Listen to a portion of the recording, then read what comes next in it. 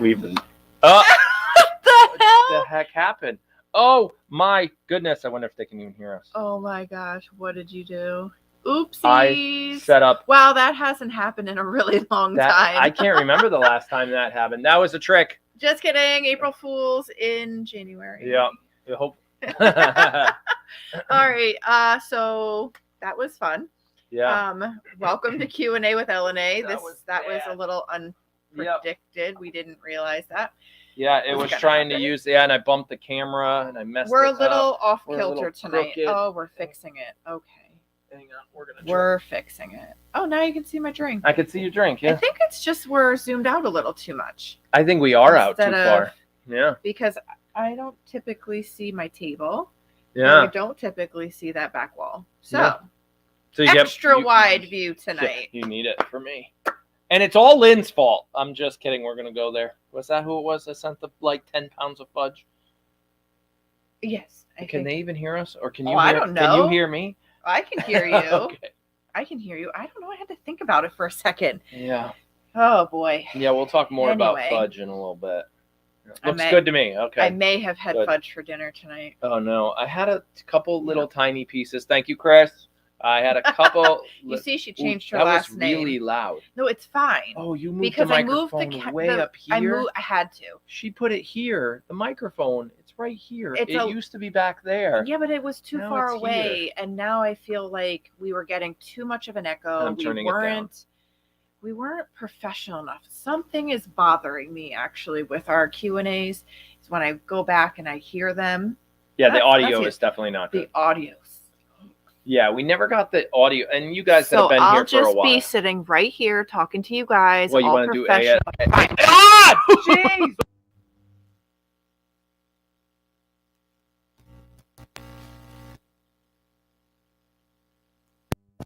Okay, it's been a long week, as you guys know.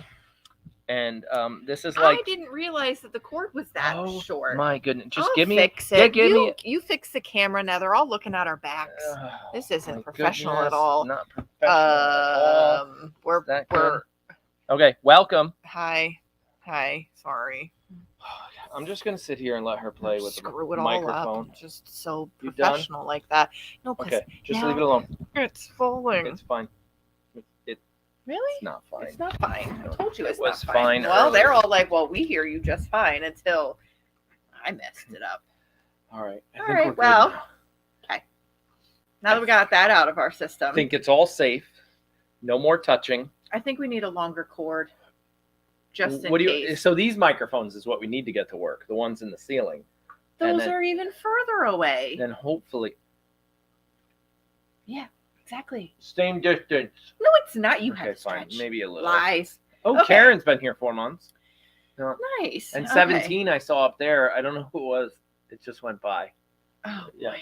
We look ridiculous tonight. Yeah. It's been an interesting roller coaster. So why were you... So what you were saying is you went back to watch... I was listening to the podcast that we did, and your brother sounds amazing. But that's because he's like this far away from the microphone. Yep.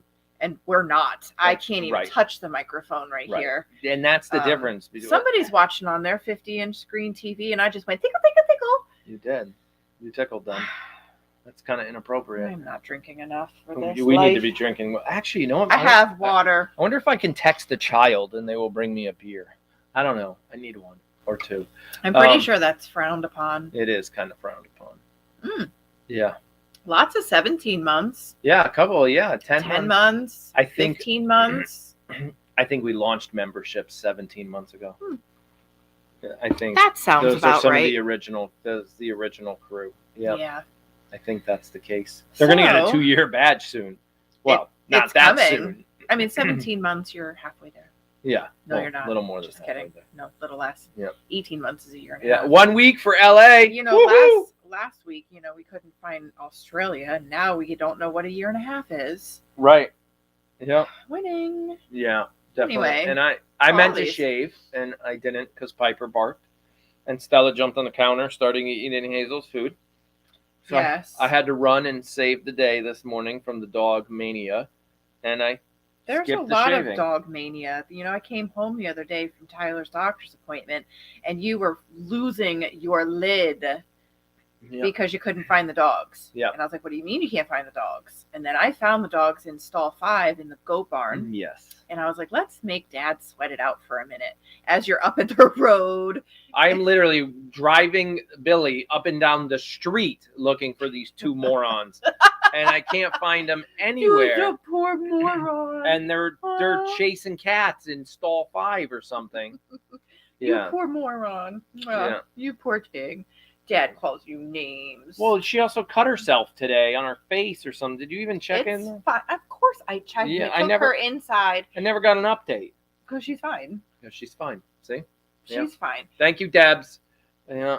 Deebs. Deebs. Sorry. Now she's going to take it back because I said it wrong. And Lisa, right? Yeah. Thank you, guys. With her little thing with the heart on the. That's a cute little sticker. I saw that sticker. I'm going to pop up a little thank you thing if I can find it. We need to make new ones, by the way.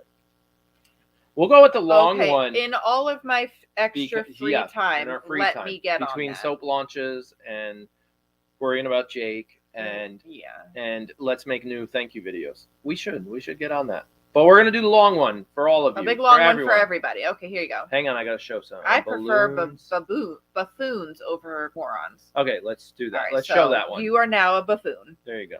Buffoon. Because, Auntie Louise says it's buffoon. Okay, we got to get it right. You went in stall 5. You buffoon. Because once you get in, you can't get out. All right, here we go. Piper, the buffoon.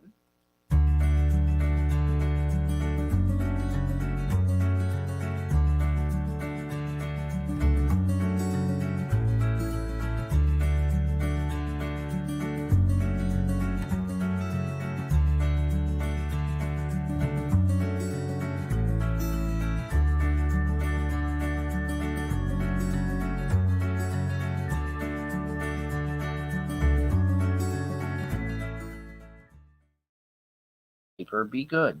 Be good. It's coming back. Oh, it's back. Back. So that was that. Everybody gets a cookie. That was that. Everybody gets a cookie. So yeah, I guess that's like the big topic of conversation is Jake. That was a big update that we had for y'all. It's something I don't know. You wanna? Yeah, I mean, it might have came out of nowhere for the YouTube community. Like, whoa. But for us, it's been a 4-year process of like, okay, let's try this, that doesn't work, okay, let's try this again, okay, that doesn't work. And unfortunately, I said it the first time in a YouTube video 4-something years ago that the whole mental health system screwed up. So broken. It's so broken. It's ridiculously broken. And we're not going to get into a lot of details. Jake is where he needs to be. He's safe. How long he will be there, we don't know. The fact that they count in months and not days means it'll be a while. But technically, that's considered short term. Yeah, so the place that he's at is considered a short-term residential facility. But, yeah, they expect him, anticipate that he'll be there for quite a while. Quite a while. So, in the grand scheme of, like, how long summer camps are, like, this will be the longest he's ever away from home. Right. Hands down. Yeah. So, with that said, there is a slight chance that he is watching tonight. He does have a TV in his room because, unfortunately, a couple days after he got to his facility, somebody else in his pod came down with COVID. So they quarantined the small group of kids that are in his house pod. Yeah. And just for extra precautionary purposes, but I guess they have individual TVs in like the rooms. Yeah. Like he has a roommate and stuff, but he can watch personal stuff on his TV in his room and more community style like movies that the kids agree on watching in the living area. So he did watch his video. I think he did actually he was able to read some of the comments under his video. So hopefully you can see all those purple hearts. And his roommates thought his video was cool. Yeah, of course, being a teenager, I guess he gets some street credit. That his parents are YouTubers. YouTube, yeah. So So we're the coolest parents of the pod. Yeah, just kidding. I don't know. We haven't met the rest of the parents yet. Right. But yeah, so he's there. Couple things. I know our community is absolutely amazing. We've gotten some emails about like how can we help, how can we show support, and all of that. If anybody wants to send a card or well wishes, you can feel free to not email. Please don't email. Mail them to the farm. And every Monday we send out care packages to Jake. They are very strict on what is allowed on campus. Yeah, so no fudge. So like we are not sending Jake any fudge. No. It's all for me. Which means I am going to gain a lot this Wednesday. Yeah. But, no fudge. If there is something that is sent that he's not allowed to have right away, we will be saving it for like his homecoming party that we're throwing.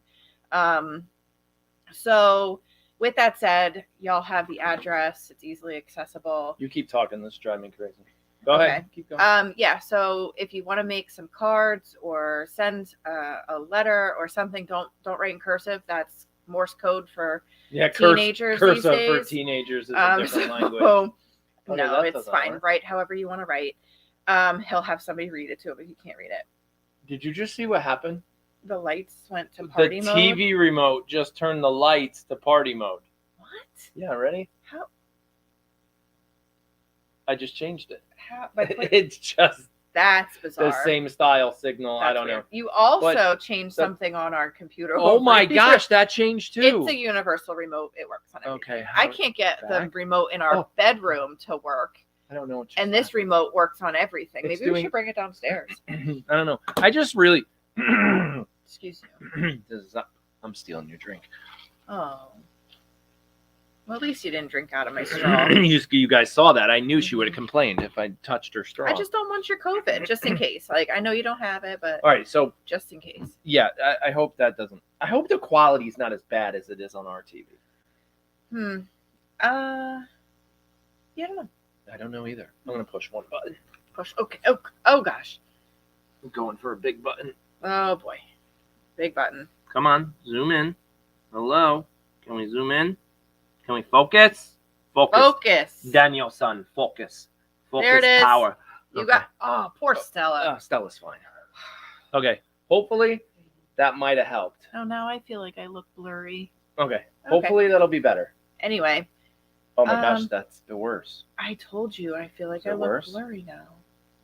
I think. Are we blurry? They're saying the quality is fine, and you're over here totally messing worse. with it. I think it's worse. Claudia's like, Liz, are you okay? Liz is fine. No, I'm not. I'm not okay. Okay, we're back. I don't know what I did. Oh my gosh. What did I do? Everybody is saying we're fine, and okay, fine. We're watch fine. Your head again, there we go. Stella. I'm back, and there's not as much. There's less now. We're not as zoom. Whoa. Have a drink. Things will clear up. It's the TV. Okay. Not with my drink. Wow, I feel so close now. All water. Oh my gosh. Are we ever going to talk about goats? You know, last week we will. We got reamed by somebody who was like, "Can we talk less about the dogs and more about the goats?" People. Yeah, I told them that if you don't like it, don't hang around. Yeah, I was not in the mood. So there's a lot of times I'm not in the mood. Yeah, you never know what we're going to talk about. It's one of the reasons I don't title it "Let's Talk Goats" anymore, because that's not all we talk about. I feel like we're clear on this. We are, and you know why I think it is? I spent all that time trying to fix it. Okay. We bought a cheap TV for that monitor. Oh, we don't have 4K there? That monitor only goes to, I think, 720. Oh, gosh, you just turned party mode on again. I didn't mean to. All you did was push a button over there, and we're, like, dance party. Can you find the remote and turn that off? Turn the party... I don't know how to do that. And I don't know where the remote is. All right, so we're just going to have a fun time today. Oh, and look, now Pat Miles says we're buffering. I don't think we're buffering. No, what are you doing? Your turn. Okay. We're going to get on with this. We're going to start taking some questions because he keeps pushing buttons. I think I fixed it. I don't know. So yeah, that's what we said about Jake. He's where he needs to be. Oh yes. Ups and downs. Back to Jake. That's it. Gosh. That's pretty much the details we're all going to get. Yeah. We don't get cards. A lot of time. Oh, that's what it was. Very strict on what we send. Thank you so much, Pam. Pam. Pam, thank you. We will, and it'll be definitely oh, that's what I was trying to do. Mute my phone. Turn your phone off. I was working on it. Yeah, well, we definitely have some care packages heading out. I got a phone call. We only get he's allowed to call us. We don't call him.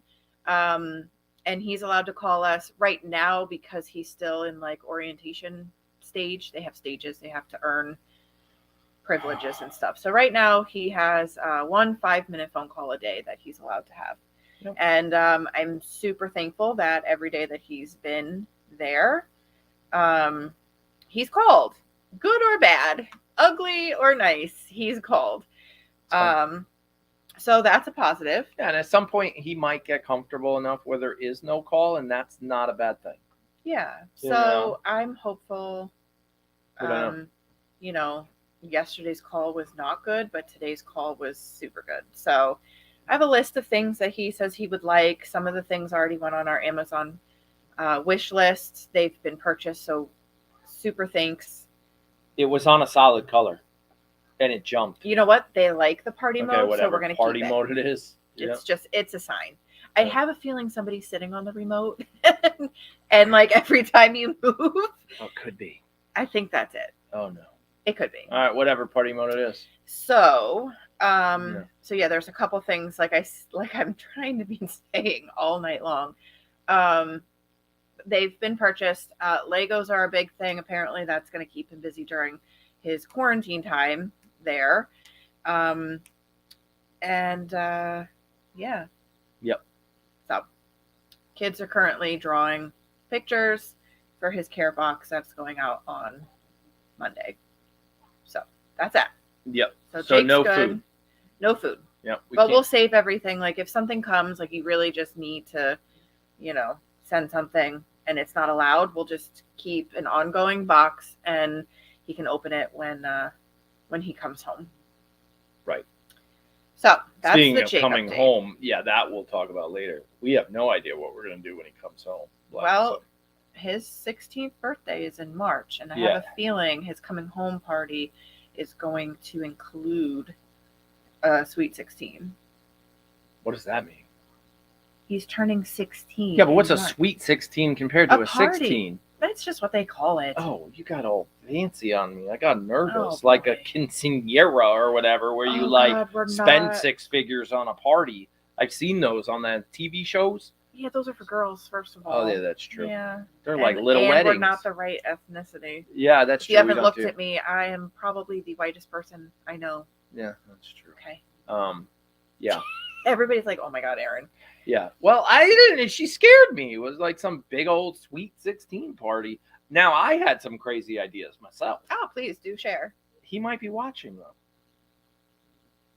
You want to whisper? I don't know. Like, now I'm kind of nervous if he's watching. Jake, plug your ears. Yeah, plug your ears. This guy right here might get an upgrade. Oh.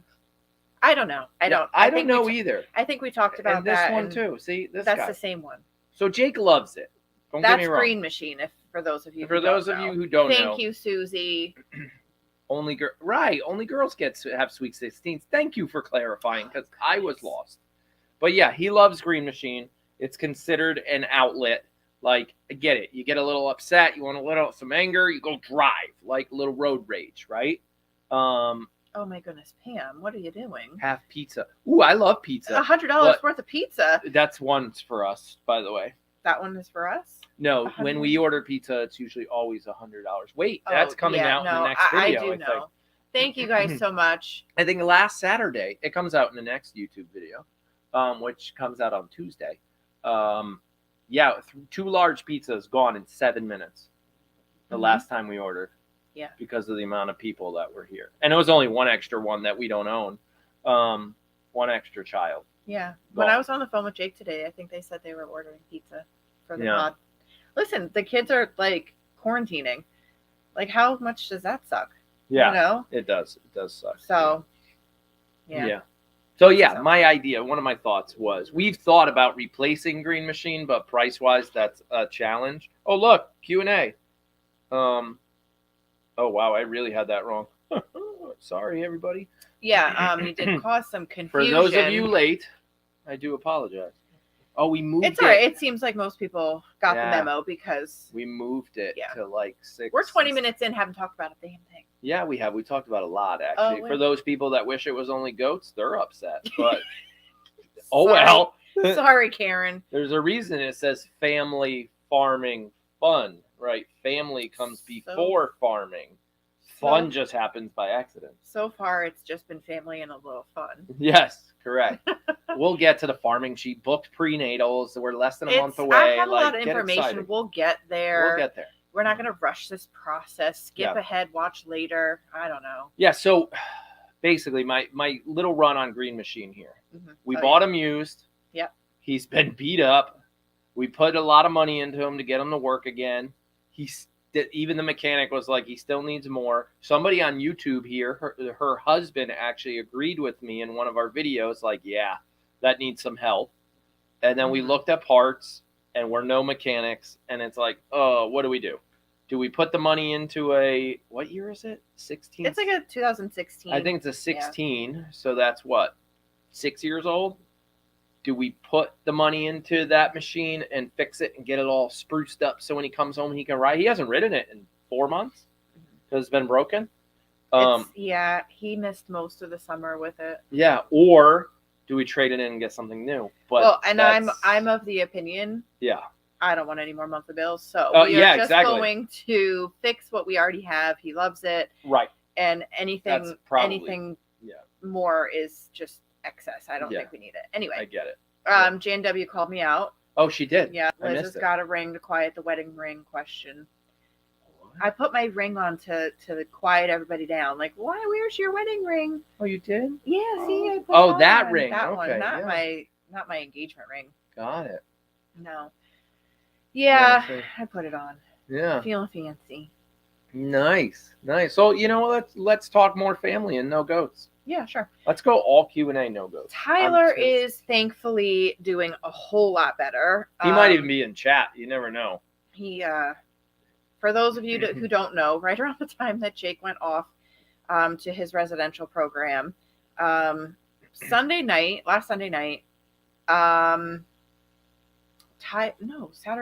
morning, yeah, or Saturday morning, Tyler and Jace both came to me and said, we have weird bumps on our arms. It must have been Sunday. And so I looked at them and I'm like, that kind of looks like it's the same kind of itchy, bumpy rash that I get when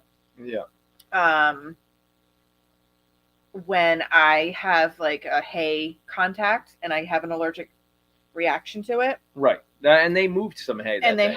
They had moved hay. Yeah. So I'm like, okay, well, that makes sense that you would both have it because you were both tossing hay. And didn't think anything of it. Sunday night, Jace went home. Tyler came into my room and was like, Mom, I have it all over my chest, my back, my leg. I'm like, oh. Yeah. So I took a look, took some pictures so that we could compare it, over the next couple of days. And by Monday I kept him home because he was complaining that his chest hurt here. And I was like, in the day and age of COVID, they'll send him home thinking something is COVID related. The minute he tells them, my chest hurts, they'll be like, home, you got COVID. You're going, can't come back without a COVID test. Right. So I kept him home because it was bothering him. And by Monday afternoon, he popped a fever. And I'm like, well, this isn't good. And then he was saying that it hurt so bad he couldn't touch it. Like even having his shirt kind of laying against it was hurting. And I'm like, ooh, this isn't good. Yeah, he's walking around the house like this all day. Yeah. So I called the pediatrician. They're like, that sounds weird. Let's see him. Let's check him out. Took him in. And they're like, yeah. So he probably had like poison ivy. Something came in on the hay. And one of those poison ivy areas got infected. I actually did think it was chickenpox at first. And I was Googling, like, can a kid with the chickenpox vaccine get chickenpox? And Tyler Googled it and was like, it's something like 10 to 15% of kids with the chickenpox vaccine can still get it. And he informed the doctor of that information and educated her on that. Yep. But she was like, nope, not chickenpox, not shingles, not anything like that. Definitely looked like something of the poison variety. So poison sumac, poison oak, poison ivy. And he must have scratched a couple of them because an area on his upper thigh got infected, an area on his chest actually 2 areas on his chest got infected. So yeah, one of them ended up turning into a big abscess, and that, they put him on antibiotics right away. That did not work. And so on Wednesday, we went back to the doctor, and he got put on a different antibiotic. And by Thursday morning, his fever had broke, and he was in a little less pain. Yeah. By Friday, we went to the doctor to see if he needed to go to the surgeon and to get it drained, the big painful one on his chest. And the doctor was like, nope, it's responding to antibiotics, so we're going to leave it because we don't ever want to cut into anybody unless it was absolutely necessary. So he seems good. He was out all day with Jace, the most activity that kid has done since Jace left last week. And thankfully, slept for a week, basically. Right. And thankfully, whatever it was, Jace had it too, and his went away without complication as well. So it's I have no idea what happened. We were even thinking, was it fleas? But like Stella's so allergic to fleas that if we had them, she'd be broken out in hot spots, and she's not. The doctor was like, it doesn't look like any kind of bug bite. So it was a big mystery. Both Amy and I, Amy is Jace's mom, we were like, what the hell is this? And why are both of the boys breaking out? Then we thought, why doesn't Jake have it? Because they were all 3 of them hanging out all weekends. So I don't know. But it's better. So yeah, that was so Tyler's fine. He's fine now. He gets to go back to school, but he has Monday off. He does have Monday off. So we have our 5th child here until Monday. Yes, this is true. And if I was able to hold that off fast enough, there he is. Yeah. That was his spot for like a week. And by the way, somebody sent him that little toy drone. Yep. And unfortunately, it didn't work. It didn't work. It was really loud. I don't know what. It was real loud. We started it up, and it was fun. Don't get me wrong. We still had a good time with it. But every time we started it, it went right into the wall. Yeah. So we tried. We played. Yeah. But you could tell he was happy. But yeah, that was his little corner on the couch for like a week, almost like Quinn, but not COVID. He hasn't slept in his room. Yeah, no, he hasn't since before Jace came over last weekend. Yeah. So maybe Thursday night. Now I really wish I could find that picture. Thursday night of like 2 weeks ago. But I don't have it. I literally had a picture, and I can't find it. Yeah, they called it like a contact dermatitis type of thing or something. And that just is a fancy word for your skin's doing something weird. And here's some antibiotic. Yeah. So I don't have it. I had a picture of Jace and Tyler sleeping on the floor in front of the fireplace. Yeah, they were spooning. They were spooning. But I don't think... It's no wonder Jace and Tyler both had this because yes. the doctor was like, well, the only way that his friend would get it is if they had open boo-boo to open boo-boo and they rubbed it. And I was like, well they were wrestling all weekend long. And, Yeah. Well, how's Olivia doing? Like, what? Olivia's doing great. Olivia's good. Yeah, she loves gymnastics. Yeah, she started gymnastics. That was one of her Christmas presents this year. And so she's completely obsessed with it and watching YouTube videos. I don't know if you saw her. No. But she's practicing like on the couch and stuff. It's going again. Yeah, it just went crazy. Was it going like that? I don't think so. I think it got faster. I'm not sure. No, it stopped because look, and then it just started going again. Yeah, it's got a mind of its own. I think, wait a second. Yeah. Did one of the kids... Are they like playing with it downstairs? I have a feeling they are. They could be. Okay. Yeah. So, yeah, Olivia's doing her her back bend or whatever. Yeah. Off the couch. Correct. Yeah. We're embarrassing Jace. Yeah. What else is new? Yeah, nothing new. He's lucky I couldn't find the photo. Yeah. We're always embarrassing Jace. All of our friends, this is probably why nobody comes over anymore. All of our friends have pretty much learned that this is what we do for a living. And if you step foot on this property, it's very possible that your photo or video might show up somewhere. Yeah. And most find it entertaining, and in some cases we don't. There are a lot of things we don't record that are just, wow, that would have made some great content, and we're like, yep, that's just for us. Like, there is a lot that happens that is not. So for those of you, that leads great segue. We're going to start talking about goats, but we're going to talk about the stuffed kind at first. Oh, goodness. Because Minnie Moo has made it out. Minnie Moo has traveled. She has traveled all over the world. And I am going to share some Minnie Moo photos that we have received. Here we go. We have this one that's still suffocating from the trip. So hopefully those three have had time to stretch their legs and get out of the plastic. Or maybe, like Tyler, they are keeping it in the plastic as a collectible. That's what Tyler told me. He's like, I am not taking mine out of the plastic. That's right. Until you guys make like 10 runs of Minnie Moo, I'm going to have. This is going to be run number 1. Yep. The original. OG. Staying in the plastic. He thinks it'll go up in value. Olivia's has gone to school and everywhere. Yeah. So next Minnie Moo photo. We've got like 7 of these. So hold tight. Sit back and relax. That one looks cool. That one's got a whole tub of bobs. That one's going to get fat.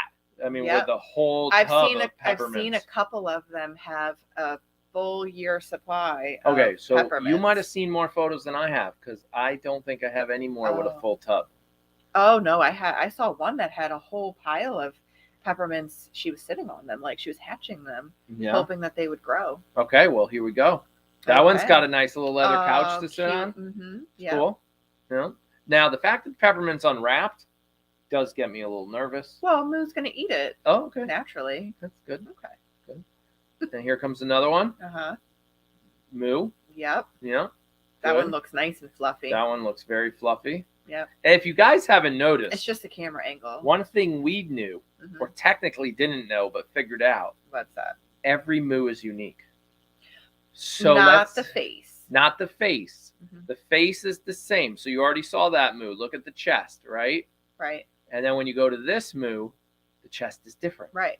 So everybody basically has a different Moo pattern. The pattern you get is completely unique. Other than the face. The face, the head and the face is the same. They'll all be the same. Yeah. Okay. And I'm going to go to this one next. Okay. I think this one has a shirt on. That one is in Tennessee. That one was cool. Yep. That's definitely showing Tennessee pride. Tennessee pride right there. Yep. And for the last one, this was great. This one's right up at the top for me. Yep. Moo's got her mask on. Yep. Moo's got a mask. Yep. Moo went out to Moo is now a support animal. Yep. Because this is a little hunter. He goes has his own little struggles, has his own big struggles. Yep.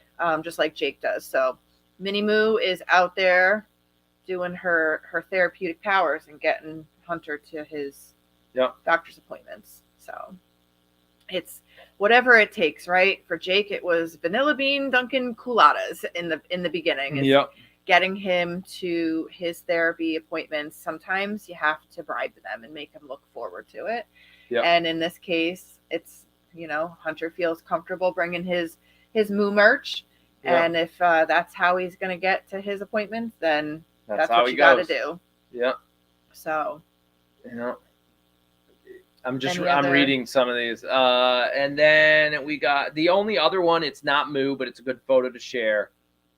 Was Quinn got an award for reading. Oh, yes. Yeah. That is one of our topics. One of the questions that came in. Oh, it is. Okay. Was what was that all about? And so we'll get there. Yeah, we'll get there. I did not know that. I wish I knew that. We should have talked first.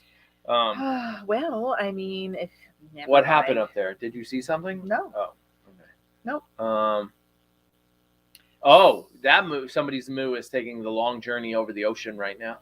Moo's on her way to Australia. Yeah, twice. Couple Moos are going over there. Yep. There'll be a few Moos in Australia. Couple Moos. Maybe they'll have a meet and greet. Yeah. A Moo meet and greet in Australia. Yeah, a Moo meet and greet. Moos. All right, I'm heading over to the mailed in questions. I don't know, not mailed in, but you know what I mean. Okay. Today the 22nd?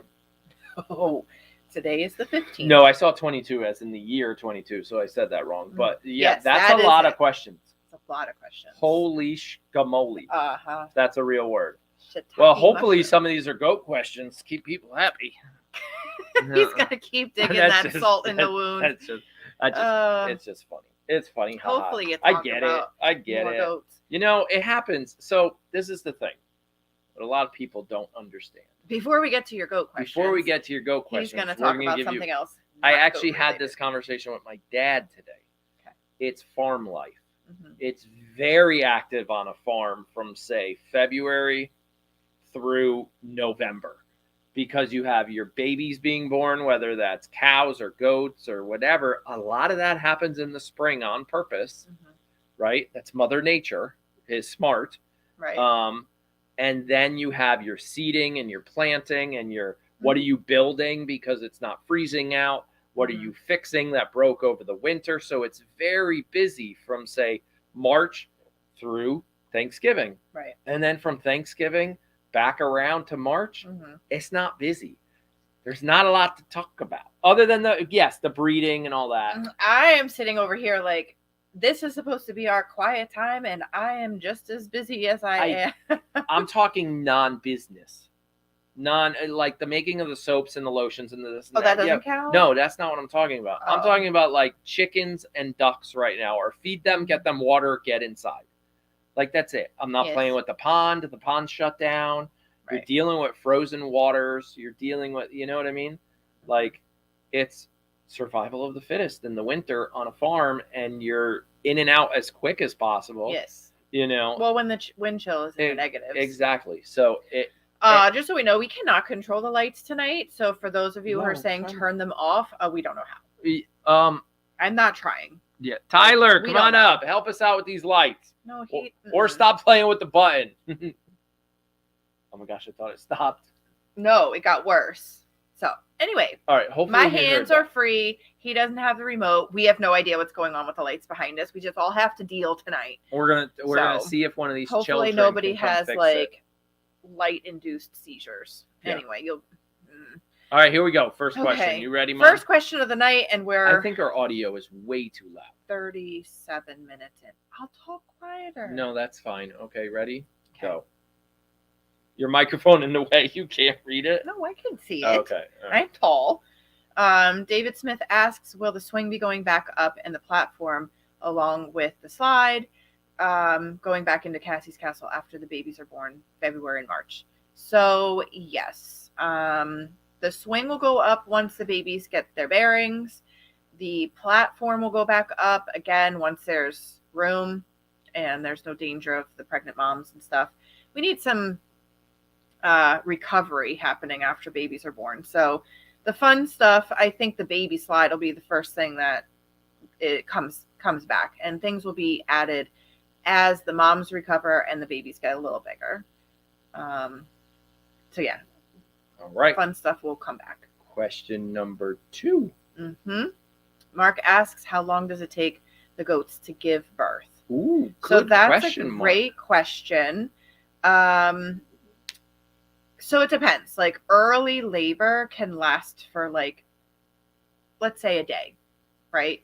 So from the time their ligaments are completely loose to the time they actually start active labor can be 12 to 24 hours, right? Yeah. That's like that's about right. So we always pay attention to their ligaments at the base of their tail. Oh, thank you for my model here. So unfortunately, she's black, so it's a little hard to tell. Okay. So we have the tail here, right? And there are ligaments. This is not anatomically correct because, it's a stuffed animal. But there's ligaments that, hold on, go back to the regular camera. Okay, this is my thing, right? These are tail. This is the tail right here. I'm late to the party. Okay, you didn't have to barge in. Wow, quiet on the set. I'm talking about tail ligaments here. Can you unplug these crazy Just party lights? They're crazy. Just the party lights, not everything. Okay, you got it? We get back to my educational purposes. Go ahead. Okay. Just let you know I was made up. Were you? No. Okay, go. quietly. Thank you. Bye. He thinks he's smart. He thinks he's funny sometimes, and it's not. Okay, go ahead. Ligaments. Tail. Okay, this is the tail. These are the ligaments that go down the side of tails. Okay, side of the tails. Like she has more than one. Yeah, got it. Keep going. So these are the ligaments here. So when I go and I feel the base of the goat's tails, I am feeling like 2 really tight rubber bands and popping over these ligaments, right? But as the goat's hormones, loosen, just like in a woman, the cervix will thin out. These ligaments will actually loosen. And while they're still there, I won't be able to feel them anymore. Like it'll feel, and the tail, these ligaments will go down. The tail will actually come up. Yeah. So from a 3D view, they're like this, but then as this happens, and you reach in there and you're like, they're not there. I'll be like, I can't find them. And then she'll come and you have to whisper in the barn because you're live. Because you don't want anybody. You don't want anybody getting all excited. And especially if I go in and I'm like, no, they're right there. Yeah. And then between Liz and the moderators, the announcement comes out and it's like, yep, ligaments on Lucy are gone. Ligaments are not gone on Lucy. Nobody's ligaments are gone. But my point is, the ligaments are gone between 12 to 24 hours. Those babies will be here. Yeah, I find it's closer to the 12-hour mark than it is 24 hours. Because once those ligaments are gone, that means you're fully dilated, you're fully effaced, babies are on the way. Right. Then once active labor starts, and active labor is categorized by, there's a transition that happens between really late stage early labor and early stage active labor. And that's where we're going to see a lot of pawing the ground, this restlessness of the mom laying down, standing right back up, laying down, standing right back up. She'll look really uncomfortable, which is hard to watch sometimes, but it's part of the process. It's normal. It doesn't last very long. And then during one of those times that she lays down is really when we're watching is she, stretching out that back leg and starting to make some attempts at pushing. Once she starts pushing, she's in active labor. And from active labor to babies, we want it to be 20 minutes. Yeah. So that from the time we really start seeing her actively push, within 20 minutes, I want to see progress. There's a 20-minute rule. Good progress. Progress. So within that first 20 minutes, I'm going to want to see a bubble, followed by hooves, followed by a nose on top of those hooves, followed by birth. The whole process should only take about 20 to 30 minutes per baby. So the time even between, if I know there's twins in there, the time between baby number 1 and baby number 2 should only be about 20 or 30 minutes. So there's this 20-minute rule. Yeah. Out in the wild, things have to happen really quickly because they are prey animals. You got to get those babies out and up and running before, any coyote or anything predator-wise comes by. So they are bred to deliver quickly. Yeah. Yep. So good question. Lots of information. Hope everybody was taking notes. Right. Now I do see people asking questions while we're answering these. I'm just letting you know we're probably not getting to those because as those questions all pop in and I still have 22 more left on my list, I've said it numerous weeks in a row. Yeah. That the ones that get emailed in come first. So just save, if we don't touch upon your question by the end of these, the questions that were written in, ask it again. We'll definitely let you know when a good time to ask your question is. But we're going to get to these ones first just because, because I can't remember. I saw a good one go by, and I'm just letting you answer and answer. Yeah. And by the time you answered, it's off the screen, and I'm like, I'm never going to be able to remember. So here we go to another one. All right. So a couple people had matching questions, so we just want to give both of them credit for asking, so they know that their question was answered. Tracy in LA asks, "Is it high risk for the girls to have quads? I saw Deandra is having quads. I have not even seen triplets yet, as last year was the first kidding season." So quads is definitely not a common one. No. And definitely not. It's definitely higher risk, probably the most high risk that we will see. And I'm still hopeful that maybe D does not have quads. So I'm just going to live in denial, ignorant bliss. Like, I just don't want to come to, I'm living in denial. Yeah. But yeah, it's definitely, we've never had quads here. We've had probably three sets of triplets, maybe 4 sets of triplets. This year we've got Amy with triplets. Rainy possibly, right? I think so. She was twins or triplets. And then D is kind of like this big wild card. Right. So, lots that, it goes to kind of show just how healthy our girls were going into breeding season, excuse me. Yep. Dads have nothing to do with how many babies the mom can have. It has everything to do with how many eggs did mom drop. And she's going to drop more eggs the healthier she is. And there's also a genetic component to it as well. So, I mean, Dee and Amy both have triplets in their history. Their grandmother their grandmother had triplets. Danny had triplets for 1 year, right? All boys? I think so. The boy triplets. Amy's never had triplets. No. But yeah, so it's all our togs are related. So they definitely have triplets in their bloodlines. Quads, that'd be coming out of nowhere, but we'll see. We'll see. All right, here we go. On to another one. Hopefully there'll be 1 or 2 I can read. I mean, not read. I don't want to read. I didn't say that. You mean answer? I'm not reading out loud in front of 377 people. Oh, it's okay. They're not going to judge you. Well, maybe that one person. They will. Yeah. Okay, so Barbara and 2 wives had a similar question about how the barns got their names. So Cassie's Castle and House of Pie are the 2 goat barns that we have on the property. Cassie's Castle got its name by our very first. Wow, how rude! Am I boring you? No, I'm hungry. Go ahead. Oh my god, the fudge wasn't enough. No, that was yesterday. So Cassie's Castle got its name when we started out with 4 goats, and then 6 months later we brought home Cassie and Amy. Our 2 foundation Toggenburg does. Yep. Mother-daughter. And Cassie was our very first pregnant goat that we ever had on the farm. She was our very first mom who ever delivered. She had triplet boys. Yep. And triplets, we don't. It's almost like that. We don't like triplets. Yeah, no. Triplets never go well around here, so we don't look forward to them. She had triplet boys, and the last boy came out in all the wrong position, little Sammy. And we unfortunately lost Sammy about 24 to 48 hours after he was born. Yep. He lived in the house, and Cassie had some complications.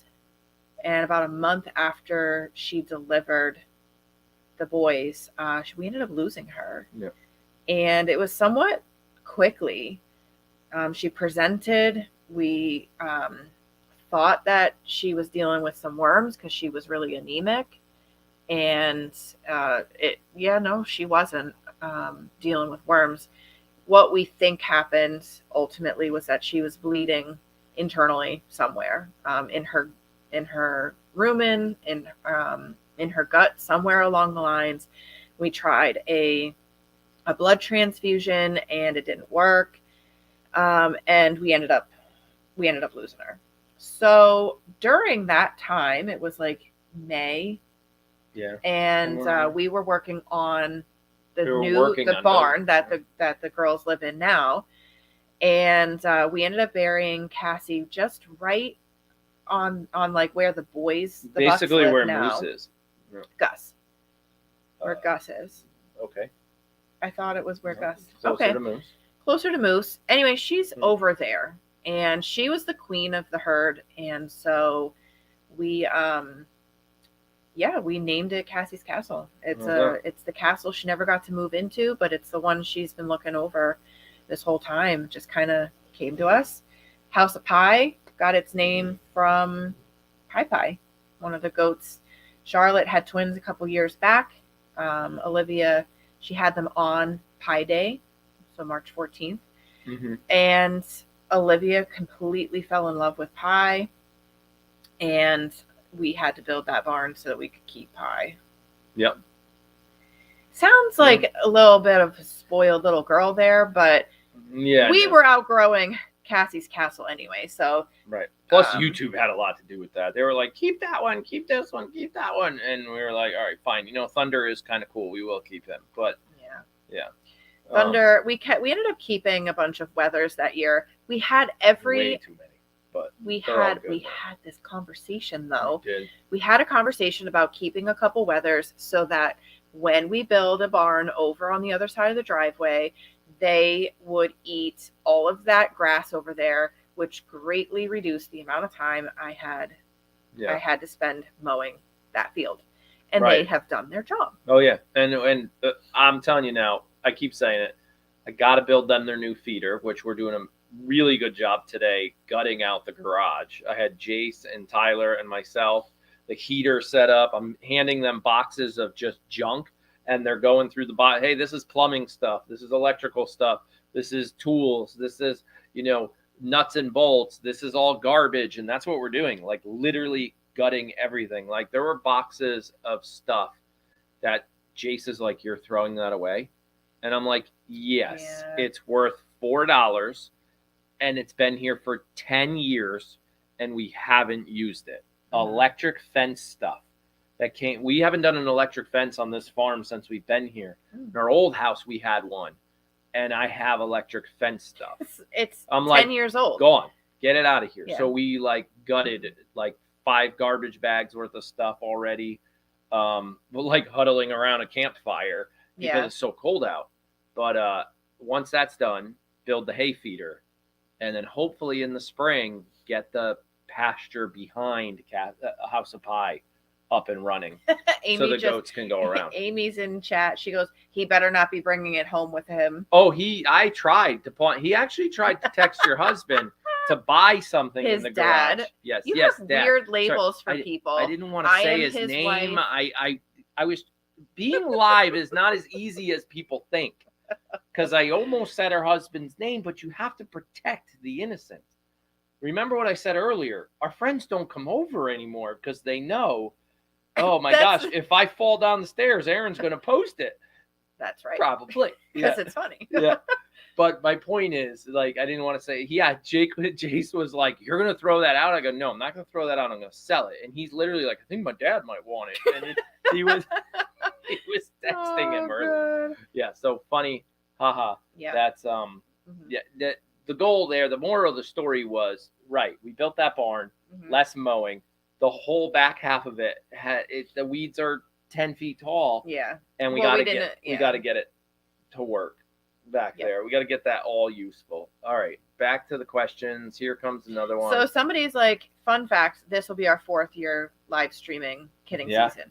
Yes. However, there was kidding season before that was not live streamed, but we did do every time a mom had a baby. It was just kind of like the other channel. Kidding season day 1, kidding season day 2, where the progress and more vlog style. We weren't live. Right. But we did film every birth. So on this channel that you're on watching live right now, if you go to videos and have it sort them in reverse date order, so you see old videos, that's where you'll get I think there was 1 year pre-live. Yeah. I think it was 1 year of kidding season, and then the next year we just started live streaming because we were like, this is too hard. Let's just go live. It was too hard to keep up, especially when a mom had a baby and you had 2 days before the next mom. That was fine. You had time to edit and post or whatever. But when you had 2 or 3 moms having babies and all in one day, you couldn't keep up with the editing and all that stuff. Yeah. So it was that year I think was the year I had the flu during kidding season 2. We both had the flu or something. And Poppy was the year you had the flu. Yeah. Are you good? You're good? Yeah. She's going to fall off the couch. She might fall. but she's on camera now. She's happy. Right. Look at her. Yep. She's like a worm. She just worked her way across the couch. All right, next question. But I was saying that was the year I had the flu. That was also the year that 3 moms had their babies within like a half an hour. Yes. Yeah. That was crazy. You already answered that one. You're on to this one. Okay, so I Love Giraffe asks, do you know who Rainy's mom is and where she was born? So I do not know. Paper. Yeah, on paper, I know who Rainy's mom is, but I have never met Rainy's mom. No. And yeah, we got Rainy from a really reputable breeder here in Connecticut. She is tickled about how Rainy went to live at, one of Rainy's best friends is famous. And I wrote to her, I was like, Rainy is like pretty famous too. Super famous and like responsible for the fact that Moo is even still alive.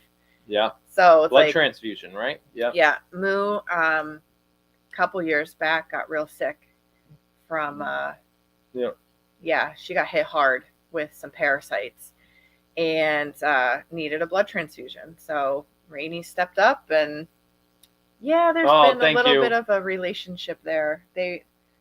Rainy was voluntold. Yes. But I think since then they've made amends and Moo rubs her head on Rainy's butt and they do some weird things, but they're officially like full on blood sisters. So come here because you're going to fall off the couch and then somebody is going to see that and report you. Me for letting that happen. Exactly. I said thank you to that one that just popped up over there. It's funny, 4th season, and I don't know why, but I just have this feeling. Oh, Shelbert. Oh, thank you. Oh, you're going this down. Is not a couch. This is a blanket. Right. Yeah. This one needs to move. You move over here. Let's get the pillow out of here because we don't need it. There. Okay. Better? Are we comfortable now, guys? Are we good? Ladies, come on. So, yeah, I just have this feel, and it's just me and the numbers and whatever. Like, I look at it all the time, and I just have this feeling like YouTube's not liking us this year.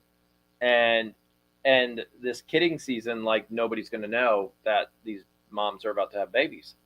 But they will. It's fine. Yeah. It's weird how it happens. We've seen it happen. Like, there's 100 people watching.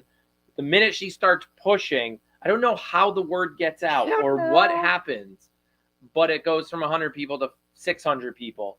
And it's like, where were those people early? Were they over watching giraffes? They just want to show up for the action. And somebody jumps in one of those live cams that has 1,000 people watching and just comes in and goes, the goat is pushing, and they all just flood over. I know we have a couple people who are regulars on our channel who also run other groups. Yeah, got it. Yeah. That yes, it's just weird. That's exactly what they do. It's all just an announcement, and then everybody comes flooding in. It's fine. It's how these live birthing cams work. Right. Yeah. It's funny to watch. All right. Yeah, see? Deborah's like, I always announce it on the giraffe cams. Yeah. She's like, I don't care. So we did break our 22,000 subscriber mark. Was it 22? Because it was 21,999 just the other day. And the funny thing is, it's kind of correlates. If we pick up 10 subscribers on this channel, we pick up 1 on the family channel, which I totally get the lady that said, can we talk more goats? I understand that because you might actually be a goat person here to learn about goats and really don't care about the whole family and then side. We never talk about goats. And I get that. And we've thought about taking these Q&As and breaking them up and being like, this is the full 2.5 hours. But if you're really only here for the questions, here they are. I've thought about it. Too busy, haven't done it because there's fast forward. But the other channel gets like 1 out of every 10. And it also broke I don't want to say a milestone, but I didn't post it on the Simon Says Farms Live, but it made it to, oh no, it didn't. Never mind. It needs 3 more. It was 3,300, just like the next 100. It needed 3 more people. So it's not there yet. Never mind. I celebrated too early. Okay. Where were we at? You we and just, Giraffe Watch, right? Rainy's I mom. love giraffes. Yes. Yeah. Nope. Yeah. I hear feet. I see Livy. Hey, what is your problem? Stop it. Yeah. Hi, Bugs. So David Smith asks, what's boy. your option of feeding alfalfa to male goat? Oh, feeding. What's your opinion? Opinion of feeding you know why? Because it said you goats. Opinion, and I missed it. Yeah. Feeding alfalfa to male goats. Yeah, don't do it. Never. Right. Not. It's bad. It's about crystals, and they can't have the crystals in their stuff. So alfalfa is really high in calcium, which that's what it is. Which if you have too much calcium for a male goat, whether it's weathered or not, too much calcium in the diet can then go and create this crystallization in the bladder, and then the crystals grow big enough it could block the urethra. I almost used the big word. Yeah, urethra. And then you have big problems because now you have a goat who can't pee. Yeah. Right? That would be a big problem, right? Yeah. So the only experience that we had with this was with little Jojo this past summer. There's a genetic component to whether or not a goat will ever produce these crystals. And apparently we found out, we had no idea, that Jojo was actually born with some of these crystals already there. It might not have even have been crystals. It could have been a tumor. Could have been something else. He was born with what ended up happening. So yeah, stuff in the bladder is not good. But yeah, there's some theories out there too that if it's safe to feed goats, male goats, alfalfa, if you make sure that they have plenty of water and this, that, and the other. And it's like, well, you can't really judge how much water they're going to drink when you feed them alfalfa. So it used to be that you shouldn't have even given them second cut hay. And now, like, if one of our males needs to gain weight, Dr. Kara's like, give him second cut. I'm like, it goes against everything you've ever told me. And she goes, yeah, well, things have changed. Things change. So just do what I say. Yeah. So alfalfa specifically is just way high, and it's a no-go. Yeah. So we don't do it. Second cut is the most I'm comfortable with, unless Dr. Kara tells me that something else has changed, and then I do it. Yeah. Right. I think we're getting another visitor, but I'm going to keep going on our questions. Okay. Here we go. Diane Martin asks, in one of your videos, you said you have 8 to 10 blue barrels. Will you need to make more since there are more pregnant goats this year? That's a question for you. Oh, my answer is no. We don't need to make more because pretty soon everybody's going to be here. I've commented in the past that as you how can I say this politically correct without getting smacked? The babies and the moms dry off pretty quickly. They dry off, they warm up, they get a heating barrel for about a week, maybe 2. After that, 10-day mark, they don't need it anymore. It's now become a luxury. It's not a necessity. So if we look at our breeding calendar, Charlotte's, I think, first on our calendar. It's very possible by the time Charlotte has her baby and her baby's 10 days old, there's a new mom getting ready to have babies. Charlotte doesn't need the barrel anymore. The new mom can have it. That's my theory, because I'll tell you right now, the barn cannot handle 15 heat lamps plugged in at the same time. We'll pop breakers like we did years ago. That's my theory, that we don't need them. We have enough. We'll see. That's her theory. We'll see. Now, I do have an idea. It comes down to it's February and March. If it is 5 degrees outside, everybody's getting a barrel. I'm just saying, be prepared. Whether the barrel is on or not, that's different. Okay. So then in that case, there is another option we can do for those older babies that don't need a lamp but still need a little house. That's totally cool. We can work on something like that. That's way easier because of the electricity and the building out all these new. I counted. We have 9 barrels. I would have to build 6 more. I even thought of this and live here on YouTube. Here we go. Again. Have you ever seen the 300-gallon or 275-gallon white bins? They're 3 feet by 3 feet by 3 feet. Mm-hmm. If we make one of those and cut an opening in it, big enough for the babies, and that becomes like the Gen Pop barrel. Yeah. Right? And it goes, no lamp. It doesn't need a lamp. Mm-hmm. It's going to be warm in there with hay and all these little baby goats in there. And that can become, okay, Charlotte's already had her babies and they're 10 days old. This goat's already had her babies and they're 9 or 8 days old. These goats can all start living together and have one big kid barrel. And all these little kids, these little baby goats can go live in it. Mm-hmm. She likes that idea. That's cute. You like that idea? Maybe? Yeah, kind of. Okay, we'll talk more because that might be coming soon. You like that idea, Quinn? Yeah. Yeah, high five on that one. Yeah, thanks, bud. You just have to make sure that it's not like shallow enough where one of the mom goats is going to jump on top I thought of about it. that. We'd build it like a house. We would put a roof on it like this. Because for a short, or I got another good idea too, but go ahead. I think I had a good idea just now. Do you need to whisper it? We double it. It's a multi-purpose, and you build like a hay feeder on top, and now the babies go under. The moms can eat up here, and nobody's going to jump on top of it, right? Yeah, but that's the babies are down underneath. I wouldn't want the moms though with their feet up on something. It's actually a terrible idea. It came out of my mouth. A great idea at first, right? Unless we can find a way for the babies to get out without mom standing up, because you don't want a mom up there and a baby coming out. Right. It's a terrible idea. No, it's actually a great idea. I thought you wanted the double-decker version. I was like, what? Double-decker? How are they going to jump like up? Like bunk beds. I don't know. Beds. Like, no. It's like, you have to add stairs. Stairs. We would need stairs. Okay. Or a ramp. That's okay. an even better idea. Where's our barrel? Here we go. Next question. Oh my goodness, your hair is out of control today. All right. Can you read that one? No. It says, why was Sadie taking medicine? Yep. So Faye asked, why was Sadie taking medicine?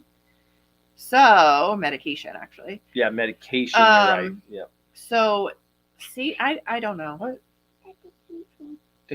Oh, yes, the next question is a huge one. She was taking medication because for a couple days there, she wasn't moving as much as we wanted her to. It was just based on, it was a behavior. We noticed that Sadie was what I like to call sleeping in and not getting up to eat the hay, like when we first feed them in the morning.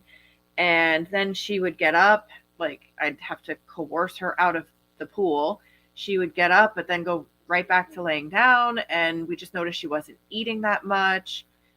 So she was a bit lethargic. And so when I reached out to Dr. Kara and just let her know what Sadie's symptoms were, she asked a couple questions. She wanted to know if Sadie was running a temperature, a fever, and so I went and checked, and no fever. Oh. Her eyelids look great. All the normal health checklist stuff that we do whenever any of the goats are just not looking like themselves. And Kara's like, well, you know what? Just give her some of this for the next couple of days and let me know if when she is taken off of it, if she goes back to being lethargic. And thankfully, so far, she has not gone back to that level of lethargy. So, whatever was going on, hopefully it's done now.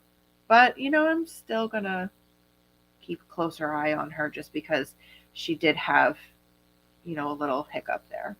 But she's fine now. So, like I was telling the moderators, nobody's allowed to panic unless I start panicking. Yes, so, I appreciate the concern, obviously, and the extra eyeballs are always super helpful. But right now, Sadie looks good to me. So, okay, you're good. Okay, click it, Quinny. There you go. It's a huge one.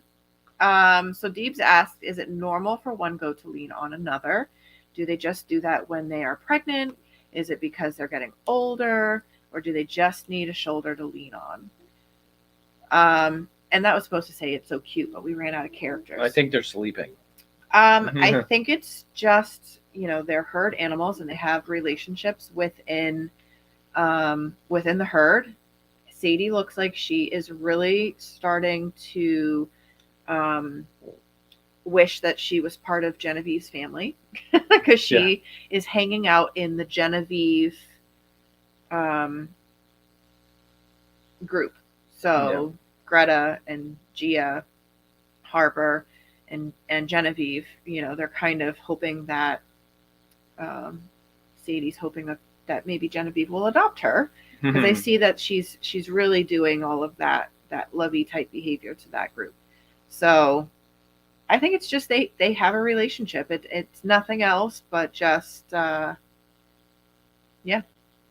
just close. Yep. Here we go. This is a tough one. Yeah. So Vicky asked, how many girls have you had pregnant each season since you started raising goats?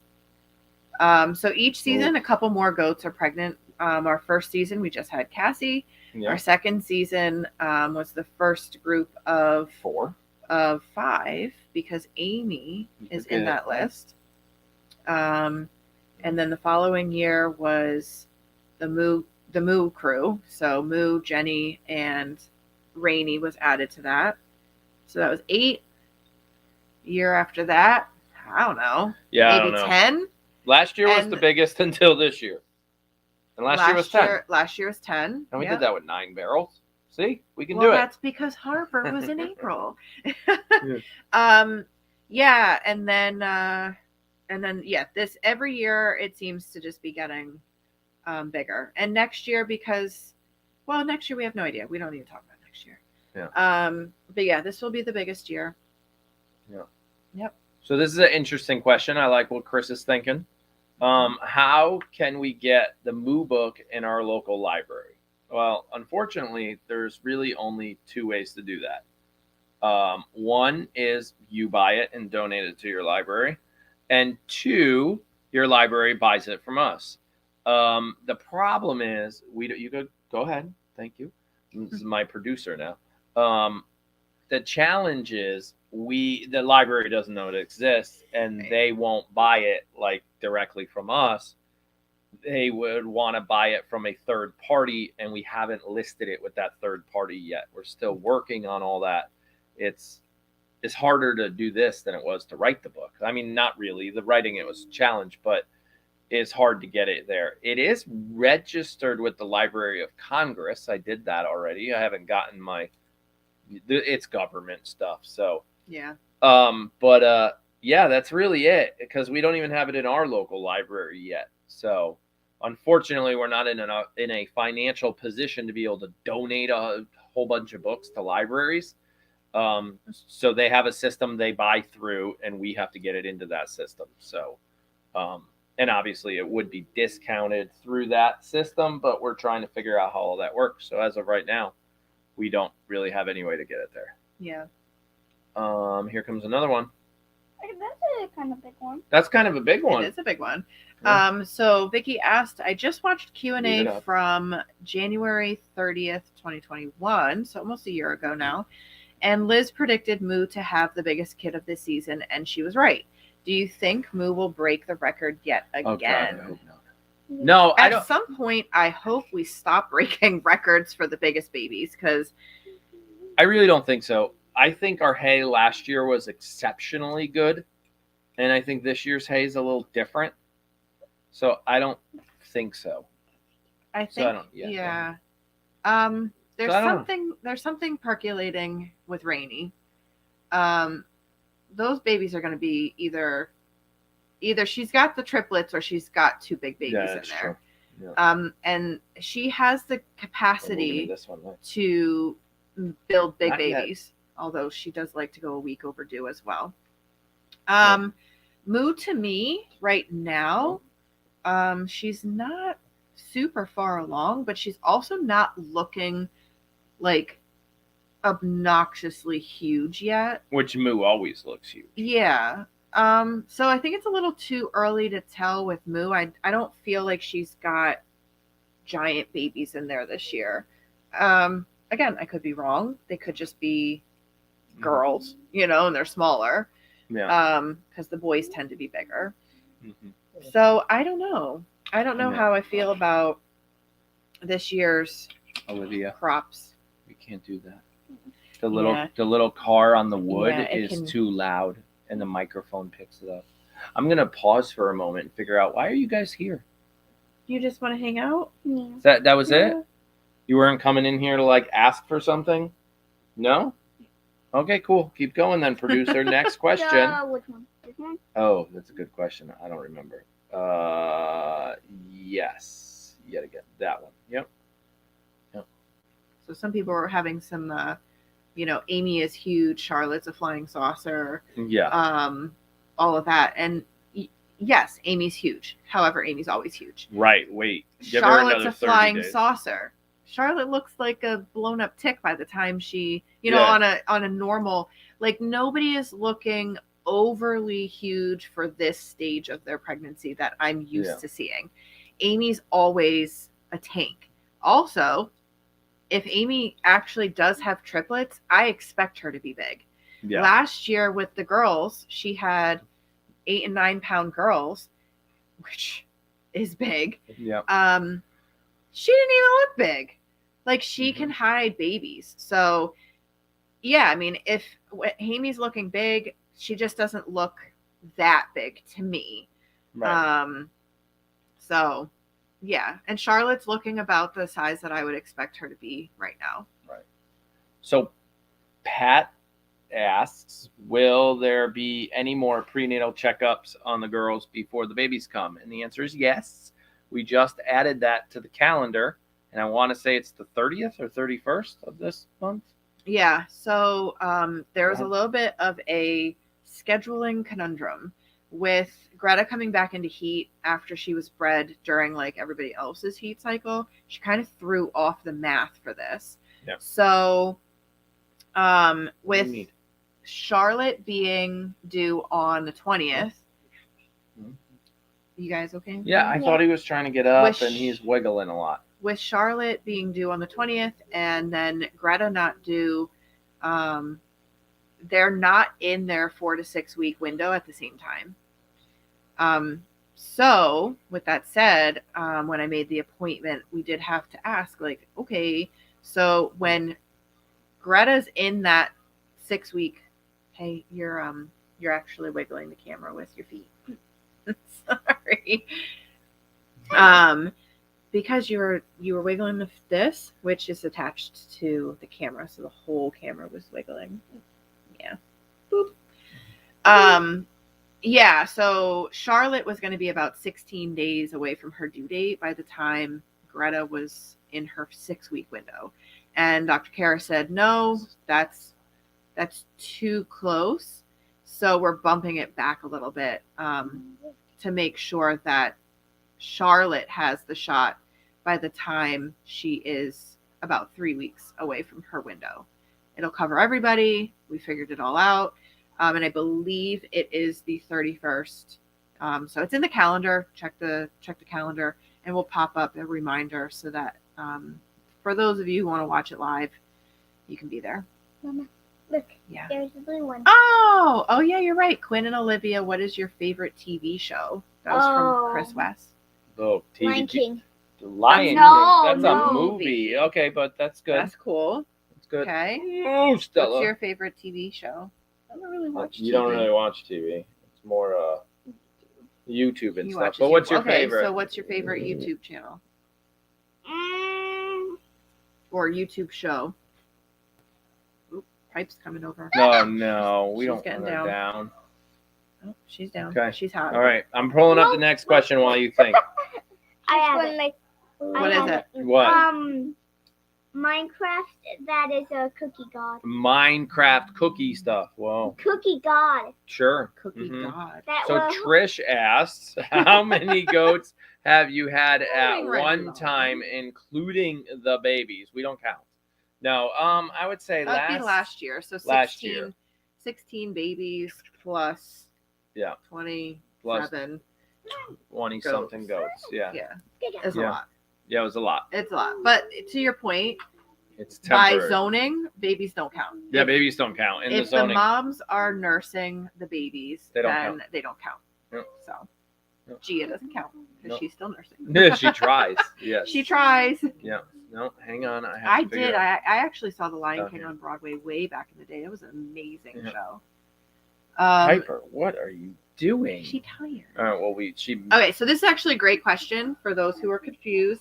I think there was also Yeah, they're getting loud. Yeah, I'm trying to quiet them down. I think that door is open too, which is why it's loud. Olivia, can you please go close that door? Can you send, so Vicky asked, can you send out a test labor alert for the people who signed up for the Babies 22 texts? Since we don't get a confirmation, we don't have proof that we're actually signed up.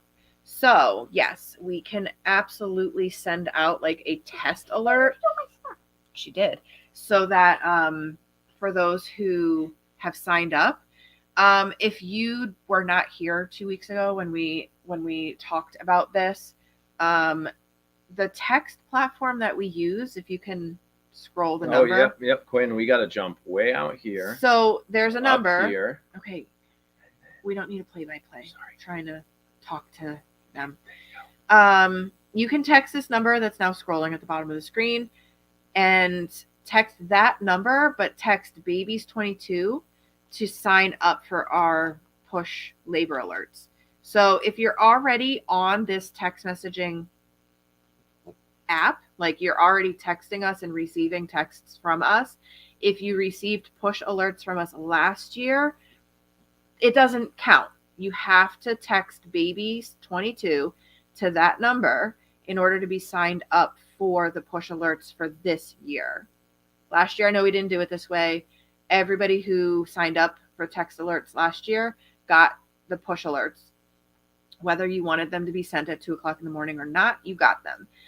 So this year, we understand that people don't always want that, alert at 3 in the morning. It might not be your thing, or you don't want to wake up your husband who works, a different shift and needs his beauty sleep.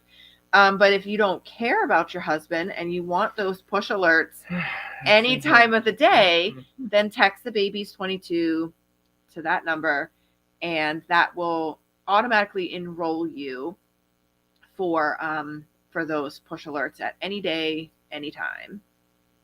Do you know which one it is? Because that's how it shows up on my screen. Yeah, that's annoying. That's annoying. Let me see. Is it that one? Oh, no. Okay. So I got a feeling it's going to be this, the one with the B. Yeah. That one. Yep. So anybody who has signed up, we're sending out a test. Hello. It's coming. It's on its all. Way. This is a test of the emergency See, broadcast system. If this wasn't a test, you would no. I wanted to be a little more funny about it. Okay. What do you want to type? Would you like to type? I will do this after. She will do it after. Never mind. Discard. You just I was just trying to get it done. Okay. That's me. That's the difference. That's the difference between her and me. I would just get it done and let you guys know. But okay. She'll send one later. It's not funny if they're not sitting here watching Q&A. They don't know that it's coming, and now we've just scared everybody. Yep. She'll send one later. Anyway. So yes, it's a good idea though. We'll send out a test. Because more people might be signing up anyways as we're speaking. So. And that's the other thing. Yeah. So we'll send give out people some time to sign up. No, unfortunately, it is not available in the UK yet. No. I don't think we got a volunteer to set up that private message chain. So I might ask for some volunteers in the Simon Says Farms Live Facebook page. Just see if anybody will reluctantly raise their hand. It's not that much work. You just have to create a thread in collect names in a private message. I forgot where we were. I'm trying to find the last question. I had to flip over to a different screen. Local library, so you gotta scroll a little further down. Pregnant. Scroll a little further down. I'm working on that. Prenatal checkups is right there, and then the next one. This one? Let's just put it up there. Go for it. So that went along with. Oh yes. Wait a second. Will you receive alert with the number if you did not reply to or whatever? So no, you will not receive an alert if you did not text that number, babies 22. Right. That's what's different this year. So like I was saying, last year it was no matter what, if you signed up for that, because we weren't using it for anything else. If you signed up for text alerts last year, we did not require you to text a certain number or a certain code, basically. But this year we're separating those who want like coupon codes, those who just want random like order information, and those who want actual push alerts. In order to be signed up for the push alerts, you have to send that baby's 22 to that number. That automatically enrolls you. Yeah. So awesome. Lizzie said she'll do it. I'm assuming that is to the UK thing. UK phone tree type push alert, so that anybody who's outside of the US or Canada, and I need somebody who's in the US or Canada though to set it up, because that way y'all can set up. So as long as Lizzie, who said she'll do it, is in the US and is on the text platform, when she gets a text, she then jumps into Facebook and says, "Hey UK, the babies are coming." And well, just whatever. Anybody, because it's actually people from all over the world. Right. Hey everybody, the babies, right, in that Facebook group. She jumps in there and it's like, they're coming. And then that message goes out to the world, because the text platform is not worldwide. Right. Yeah. And it looks like Emma helped out last year too. So she'll be a good resource to kind of help set all that up. Yeah. And what worked, what didn't work, etc. All right. So that's good. But I think we'll still set up. I'll help y'all out on the Simon Says Farms live page on the Facebook. We'll set up a thread, so anybody who wants to be added to that like phone tree can just say like, yeah, I want to be added. And then behind the scenes, somebody will have to make that private group. Yeah. It'll be a private message. Yeah, it's a messenger group, not a Facebook group. Like it's not a Facebook actually group, it's a messenger. It's a message. Yep. Right. It's like a big group chat. Right. I'm gonna go to this one, which is I think where you're at. Okay.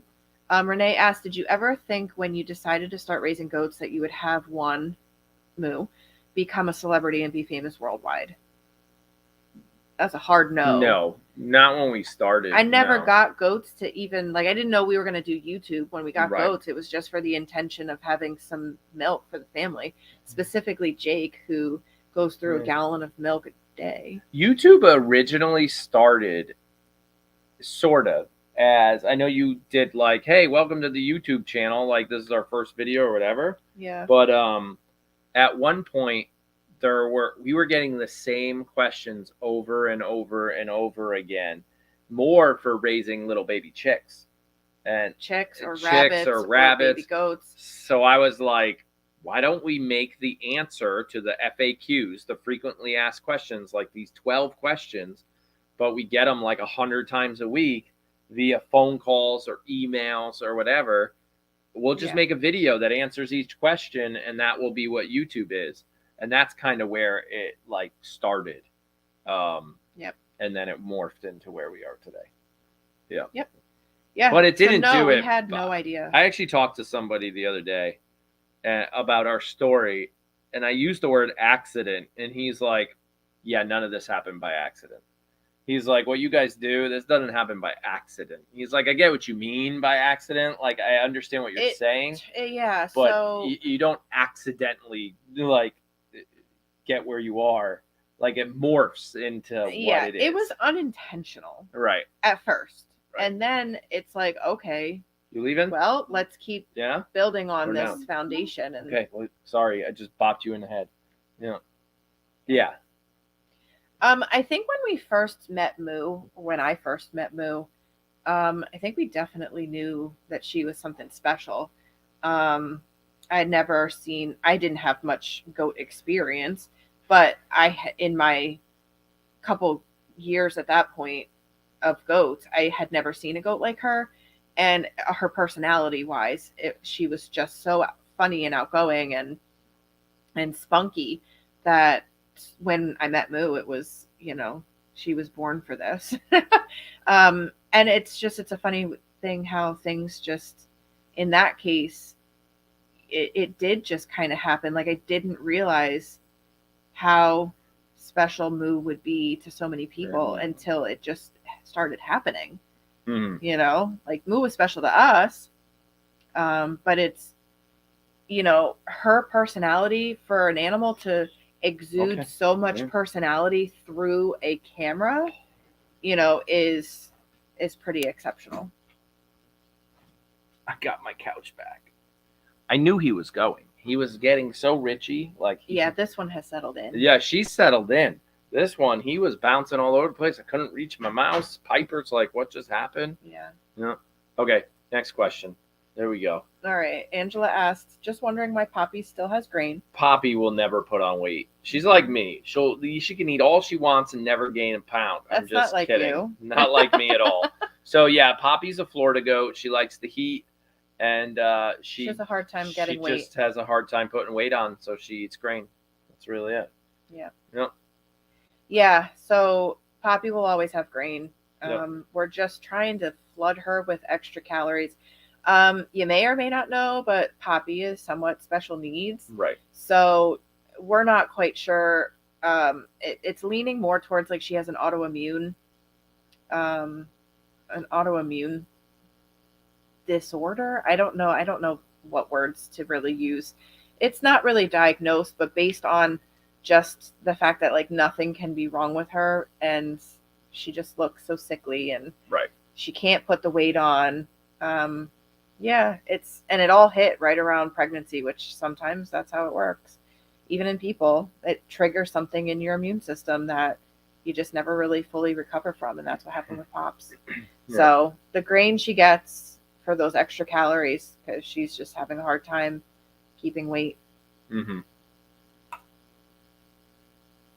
Jiggy asks. I was going to say Jiggy, but I was like, is that Jiggy? Like, if you guys don't know, I can't read, just so we all know. So just curious if Aaron finds it therapeutic when he is cutting the soap or making lotion. So let's clarify. I cut like 1% of the 100% of the soap we do. If we make 100 pounds of soap, I cut 1 pound.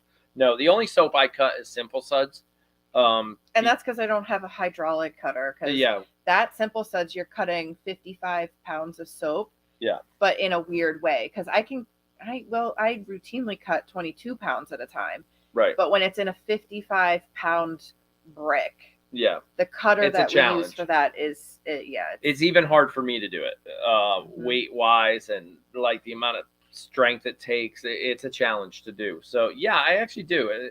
It's one of those. I don't know if I want to say therapeutic, but it's like instant gratification. It's like I'm gonna take this block, and within 2 hours, it's going to be 250 little blocks. And it's kind of fun, sort of. Yeah, I actually like it. I like cutting the Simple Suds. Lotion is one of those. Same concept. It's like we're going to go from nothing to in 8 hours from now have 700 bottles of lotion here. They're like little soldiers, like all just lined up. So it's kind of cool. And it's warm. It's not cold out. You're not breaking your fingers on like tractor parts. So yeah, it's actually... I do kind of like it.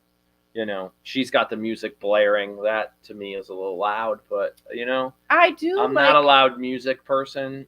And he's not allowed to judge my my volume I'm not allowed of music because it's like her telling me where to put my tools in the garage. She doesn't do that. Nope. I tell you where you can't put your tools. Yeah, I know. Up my butt. You can shut that one down. No. Yeah. You cannot leave them in my barn. You cannot leave them all around in my areas. If you want to clutter your areas, go ahead and clutter your areas. Yeah. But yeah, it's I have a vibe in the soap and lotion room, and you're not allowed to complain. Right. Nope. She cranks it though. She cranks the music. I could try to talk to her and she can't hear me. I think that's part of the plan. He got it. Yeah, I know. He got it. Okay, next question. Jamie asked, my birthday is coming up in April. Besides Moo, I love Chanel a lot too. Do you have any Chanel products, like the lotions and the soap, based on her or like named after her? That is a great question. Even though Moo is popular, who's behind Moo? Who's the most popular goat after Moo? Probably Thor. Yeah, lately it has been. He's nothing but trouble. Right. And they love troublemakers. That's true. That's probably why they like me. So Roman has his lotion actually just dropped today. That's a shameless plug. That was good though. Shameless. So Roman has a lotion that just dropped today. It's actually a repeat. It came out last year. It debuted the first time last year around Valentine's Day. It's called Roman Kisses, and it is amazing. So Roman has one. Pi had one. You know, it's funny because I might be getting Pi and Chanel confused, but Charlotte has one too, called Charlotte's Garden. But I might be confused. There might have been a lotion at one point. Lucy has Undercover Queen. Man, that one's really wrong page. That one's kind of stumping me because I am trying to think of a time I can envision a label or a time that I took Chanel's face and put it on a label because of how the labels work. But now I can't think if it was like a limited release where it came out and it was only for, hold on, it was Grace. Grace had one. Yeah. It was over the spring or summer. Yeah. They're out there, but no, nothing that made the everyday lineup, if we want to call it that. There's a few who get graduated to like our everyday, we'll always keep it in stock.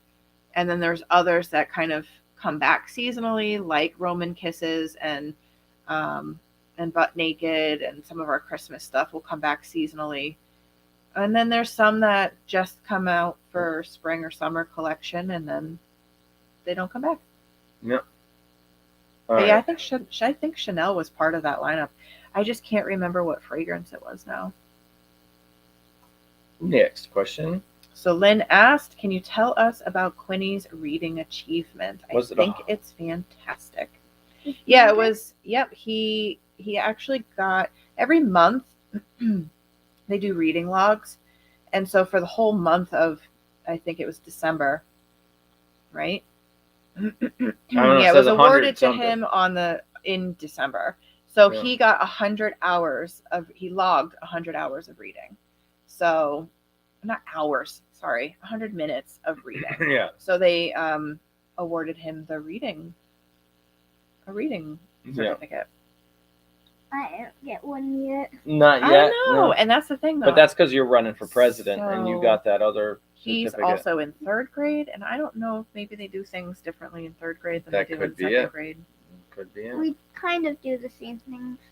Oh, yeah. Sometimes we do. Sometimes. Yeah. Sometimes. Yeah.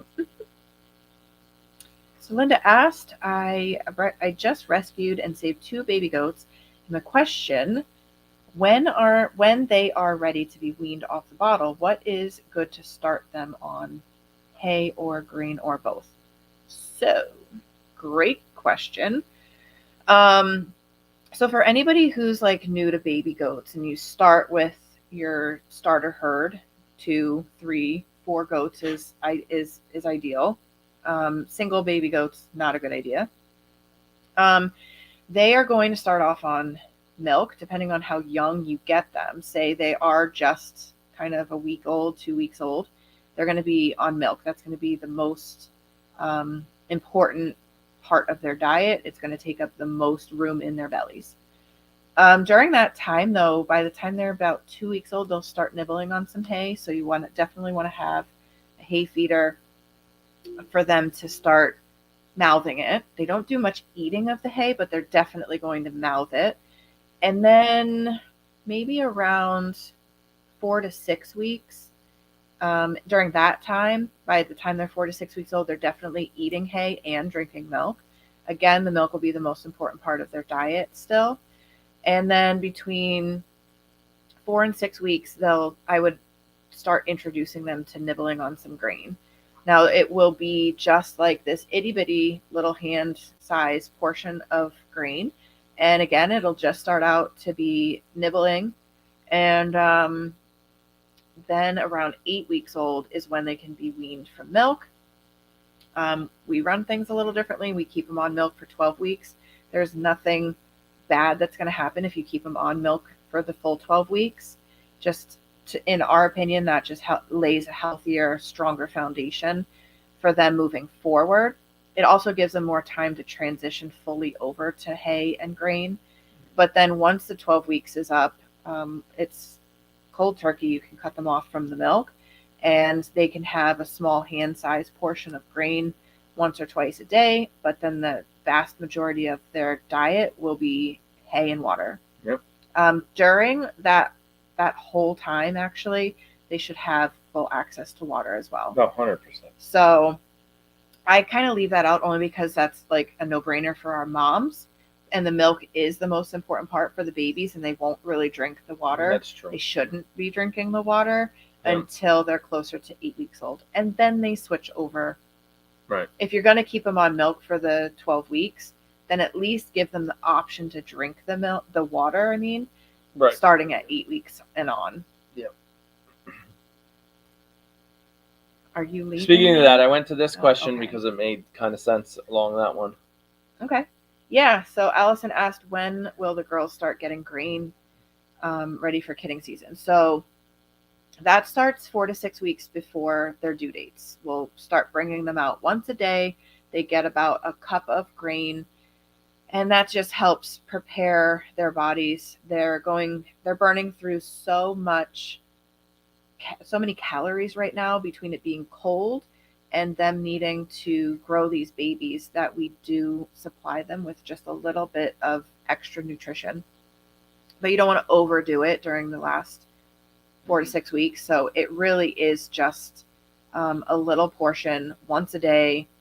Too much grain at this point is a bad thing. It's one of the reasons we also like to know who has a singleton versus who has triplets or quads in this case, because I can get away with giving them a little bit more if they've got 3 or 4 babies. But somebody like Sadie, who I know we only saw a singleton, right? I know Sadie, I will still give her the full 1 cup portion. Because if she was known to have large kids, I would not, but she's known to have small kids. She's known to go 5 days early. And if she goes 5 days early with a singleton, I just want to make sure that that baby has some meat on its bones. Right. So I saw this next question was for me. Yes. Kathy Gamby asks, Aaron, have you ever tried a heated garden hose? The answer is no, and I probably wouldn't. I do not think they work so well.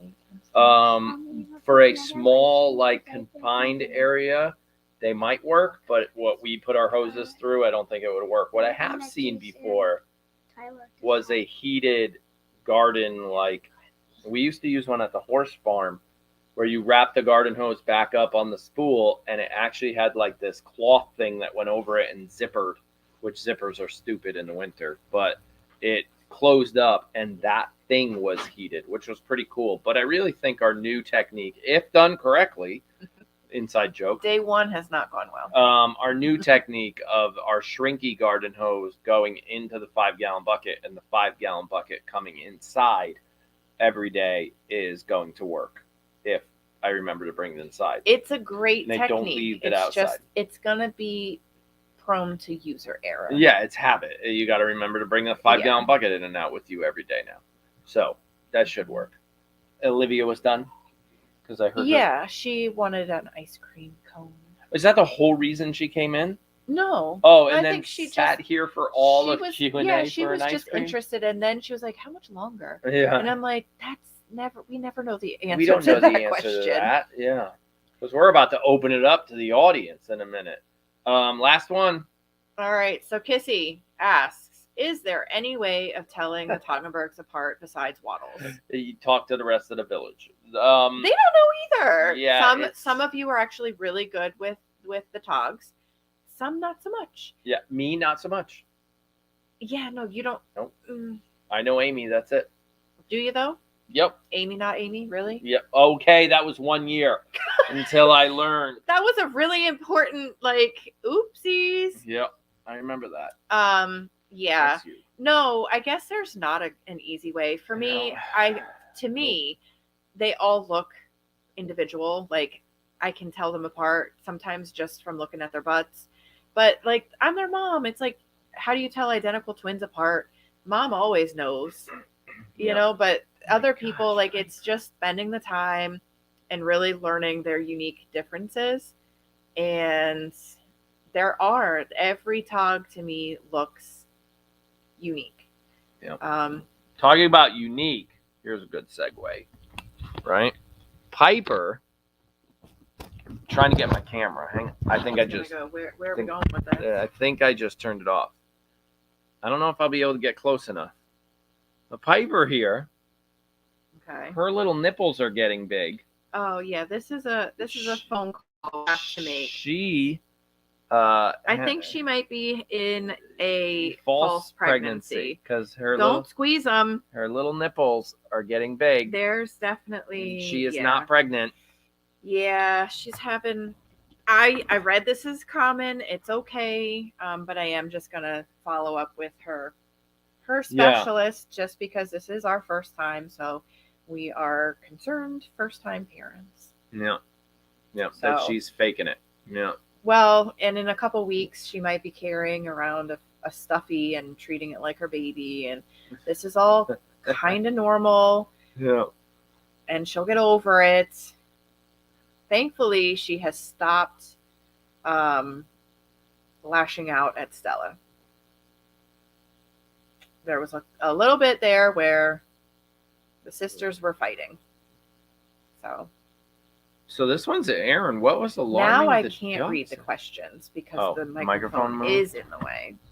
I don't know if that works. Yeah. So what was alarming the ducks at 3 a.m.? Even Hazel was barking. I don't know. I was sleeping. Yep. Don't know. So I don't know. Yeah. Who knows? Yeah. The ducks will quack. I don't know. Maybe sometimes a cat they'll quack for no reason. But why was Hazel barking at 3 a.m? Yeah. I don't know. That one. I would have woken up if Hazel started barking. It was crazy. And Hazel shouldn't have been outside. Yeah. Well, it could have been 3 a.m. her time. Which this morning Hazel was barking for us, but that was not 3. So that was the last of our write-in questions. So if we did not touch upon something that you have been meaning to ask, you can now drop it in chat. And we'll try to keep up. Go ahead with that one. Please use those red question marks at the beginning of your question so that they're easily seen. So we can pop them out of chat. I did see a quick question earlier, very quick, like simple, when we were talking about the Moo book. How many do we have left? A lot. Plenty. So we're good. And like I said, the Moo book is one of those things we never want to go out of stock. If we get low and we can't print them fast enough, they may be out of stock for a week or two, but they'll come back. It's a legacy play. It's not like, people can make a lot of money selling books, but you got to sell hundreds of thousands of them, and I still can't get Amazon to sell it for me. So, see, I get stressed. I can't get Amazon, and I took my hat off. It's just, I guess, what I do. Yeah. We're going to try to keep it in stock all the time, is the point. Mm-hmm. So what's going on with Miss Gia? Any idea why she didn't become pregnant? I was jumping. Yes, Gia, and then I thought you already answered that one. Sorry, I did not. Sorry. I just barely read the question. Trying to find it. It's right there. It's right here. Go ahead. So Miss Gia, that just comes down to maturity. She's a late bloomer. Guess it runs in the family because so is Gus. So next year is, Evelyn did the same thing last year. It is of no concern to me. I'm not worried that she won't be able to get pregnant at this point. She has very strong heat cycles. All she's missing is an egg. Yep. She's just not dropping eggs at this point. Social butterfly lotion. You're really pushing through these questions. I am. Look at them all flying in. I know. And the thing is I don't want to jip anybody I get their answer. Yeah. So you had a good answer. If I don't if we miss your question somehow, like our chat jumps and we miss the question, if we're still not done answering questions, just ask again, but give us some time so that this one doesn't rush me through the questions. Yep. Is the Social Butterfly Lotion available? So if it's not on the website right now, it's not available. That was a seasonal, fall of last year. So if it's there, I don't think it is. I think we sold out. There. It may or may not come back. I make these decisions kind of sometimes last minute. Sometimes it's, popular demand. If enough people ask me that they want it back, it comes back. I saw another question about Juicy Lucy. I do think that is one that is going to come back. I know Pearberry is coming back, and I think it might even be coming back in soap and lotion. Don't quote me on that, though. Okay, next question.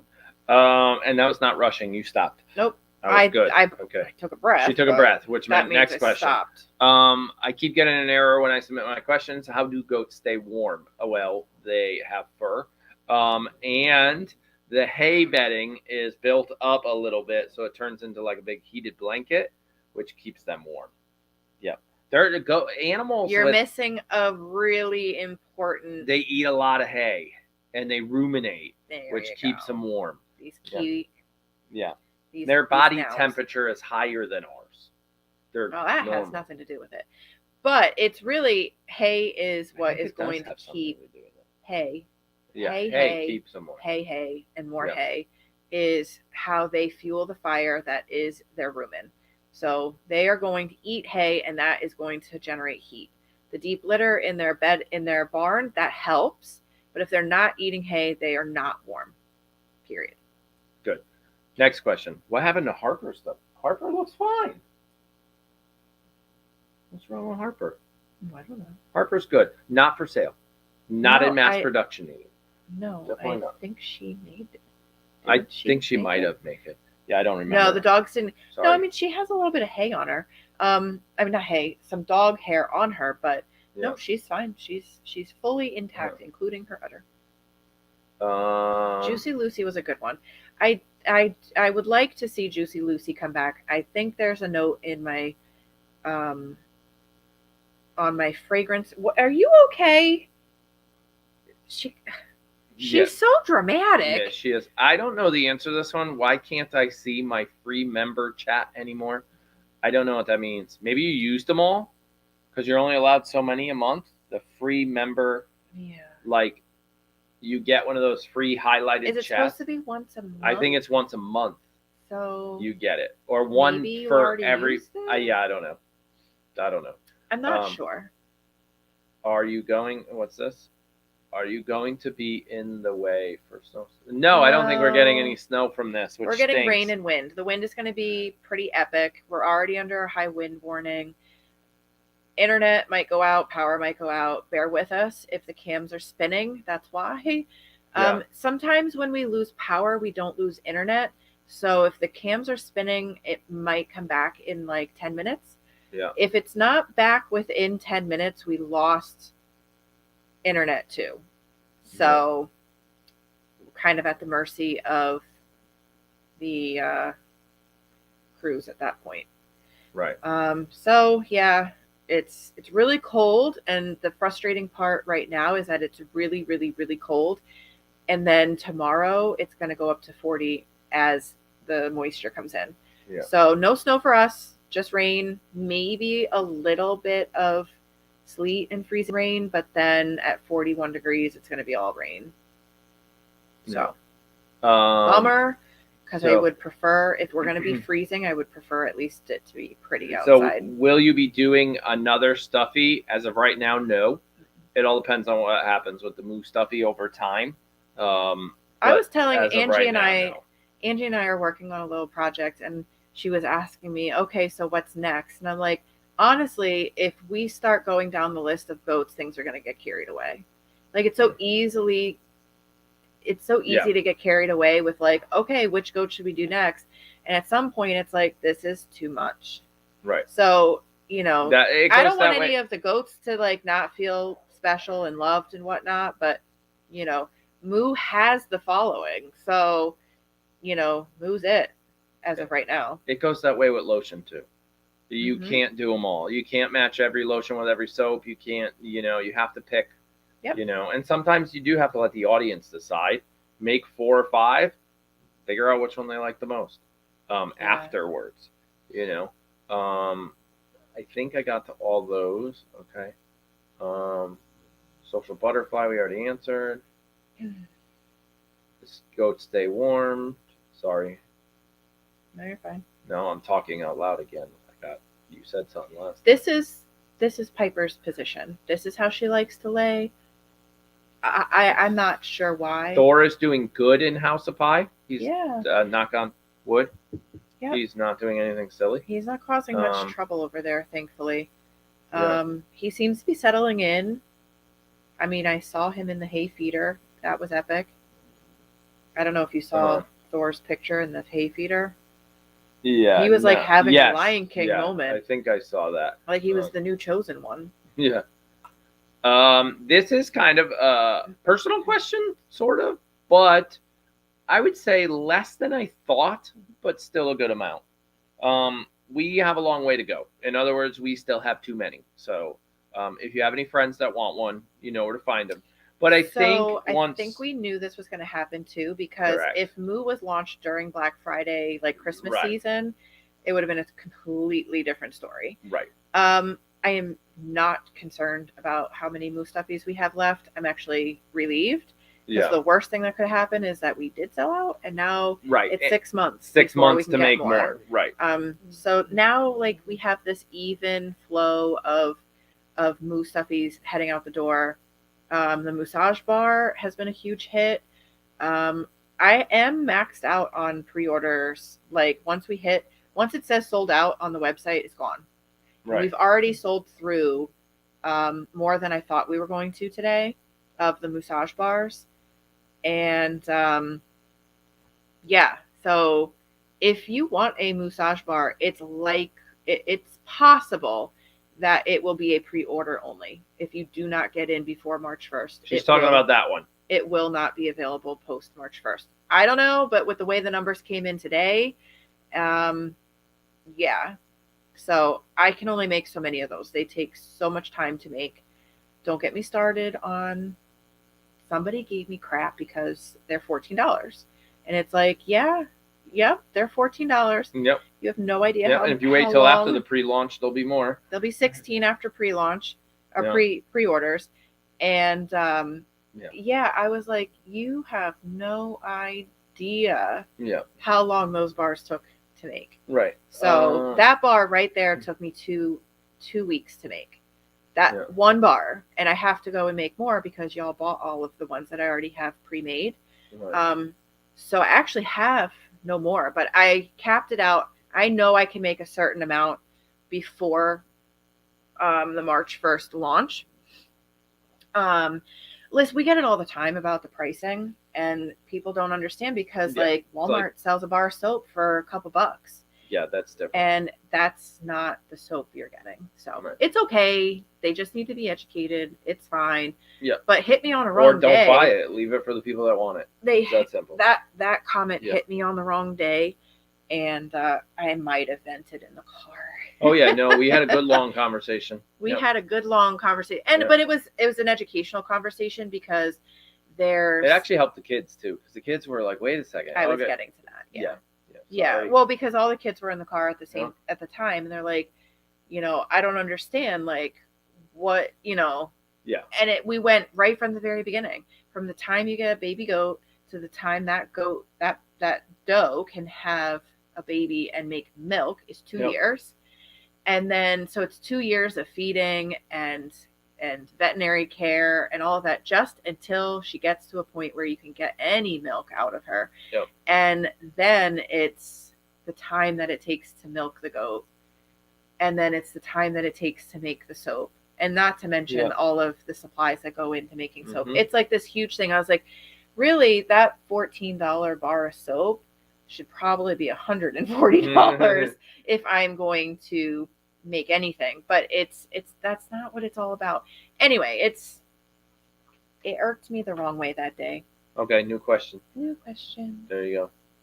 Okay, so why did you move my grand goat to Daddy and the Golden Girls? Oh wait, no, Golden Gia stays.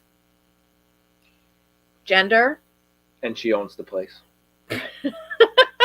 Yep. If Thor was a girl, he'd be knocked up, and maybe, I don't know. Yeah, I can't risk Thor doing something stupid to a bunch of pregnant girls. Right, he had to go. Right, he had to go. You don't see any other boys living in Cassie's castle. So, yep. Are you going to make Juicy Lucy again?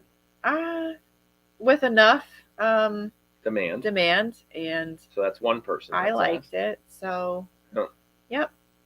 A lot of times it's, if you send me a message and you're like, hey, this is like my favorite out of all the lotions, is it ever going to come back? If I get enough of those types of emails on, specific lotions, and I'm like, you know what, it did sell nicely when it was out. We sold through it quickly. There's some lotions where I was like, wow, that one just did not perform very well. That'll always be a hard no. But Naked comes back every year because it has a following. Right. Unicorn Poop comes back every year because it has a following. Yeah. There's some that will just always come back seasonally. Others, nope. None of the men's collection has ever come back. No. Fake news. Okay. Fierce. Moroccan Mint is a men's collection. Was? And so Moroccan Mint, by the way, is getting a name change. So don't be, it'll just make more sense. So our Moroccan Mint is the same fragrance we use in our Charcoal Obsession and our Stress Relief Bath Salts. We are moving Moroccan Mint Lotion to Stress Relief Lotion. So it matches the bath salt. So it matches the brand of that fragrance. Yeah. There's a little bit of an identity crisis happening with the Moroccan Mint. People are like, I love Charcoal Obsession. I wish there was a lotion. I'm like, oh my God, there is. But y'all just don't realize it's Moroccan Mint. Right. Yeah. So it's getting a name change so that everybody realizes that, Stress Relief is the same across the board. Right. Yep. Can you put your baby container under the existing hay feeder? I don't think I'd want to put it under a hay feeder. It's a great idea, space-wise, but great logistically, idea. I think it would be an issue with the mom goat's feet being right under the babies. I don't think that's a very smart idea. Right. I thought I saw another question somewhere. No, I didn't. Well, just off. Here's one that doesn't have a red thing, and I just happened to catch it. How long after they are born do you allow visitors to the new kids? So we open up goat snuggles usually the first week in April. I heard a heavy breathing, so I wasn't sure if I was saying something that's fake news. No. Okay. That's the plan. The plan is we haven't actually officially launched baby goat snuggles yet, but the plan is that we do traditionally open the first weekend in April for baby goat snuggles. With Gia not being pregnant, we should be totally fine with that plan. And baby goat snuggles reservations should be starting soon-ish. Very soon. Hopefully. In February that should be launching. Yeah. But it depends, because also people who have who are on our waiting list for babies, if we have babies on the ground, we do offer them to come and visit the babies before baby goat snuggle starts. So it depends. Yep. This one is, how do I see and apply my points to an order? Senior moment, LOL. At the bottom of the website, there's a whole question. It's under the FAQs. Yep. How to redeem my village value points. Redeem them. So it's a common question we get, and there's a step-by-step, including pictures.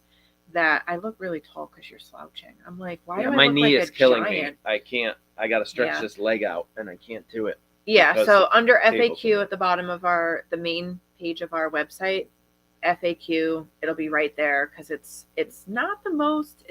Don't blame it on a senior moment. It is not the most fluid process. I wish it was easier. It's just the system that we have. Yeah. How many male goats do you have? Well, we have 4 that are over in the breeding buck area. Yeah, 4 intact males. Right, 4 intact males. There's actually a 5th one over there that's a emotional support animal. He's a freeloader for Gus. And then there's a couple over in House of Pie. There's like 5 over in House of Pie now. I'm guessing 5. Yes, 5. Yeah, they're all neutered males over there though. So, like he said, freeloaders, lawn ornaments, whatever, lawn grass mowers, clippers. Yeah. Here comes another one. Would it be possible to put the nightlight in the back of House of Pie so we can see? It's so dark back there. So I thought of that. I have to figure out how I can get them both plugged in together. I've thought of it. It's on my list. Yeah, there's no electricity over there, so that's kind of a... Yeah. We actually did run electricity over there now, so I have to figure out how to split that. But I can't because then it won't be hooked up to the timer. So I got to think of something. But it's on the list. We've thought of it. It's just unfortunately not at the top of the list. Yep. Here comes another one while I scroll. When you buy the book and the stuffy, do you get a discount? Yes, sort of. There's a bundle. So currently there is a bundle on the website. If you buy the book with the Moo, if you buy the bundle, you get a Moo stuffy and the book and a $5 discount. Yeah. If you purchased the book right when it came out or anytime during Christmas prior to the Moo stuffy coming out, and now you want a Moo stuffy, we sent out a coupon for the $5 off so that you still get the bundle price as a thank you for supporting us during this crazy book and Moo stuffy dilemma that we were having. So, but if you want to buy both together right now, you didn't purchase one earlier, then yes, there is a Moo bundle on the website. And if you're looking for the Moo bundle with our signatures, it's not really available. It's not really available, right? This question, I think I know the answer. But what if Gia gets knocked up with the baby male goat like Greta did with Thunder? Okay, so the new baby male goats will be neutered in time. Yeah. So one of the things that happened with Thunder was he was neutered later than expected. We did not anticipate Thunder to mature so early, but we also were a couple weeks behind on his castration date. Yeah. So we make sure that we schedule that nice and early. Yep. And so that stuff like that doesn't happen again. Right. I didn't realize we were sold out of Charlotte's Garden. Yep. So Charlotte's Garden is one that I like to try to keep in stock.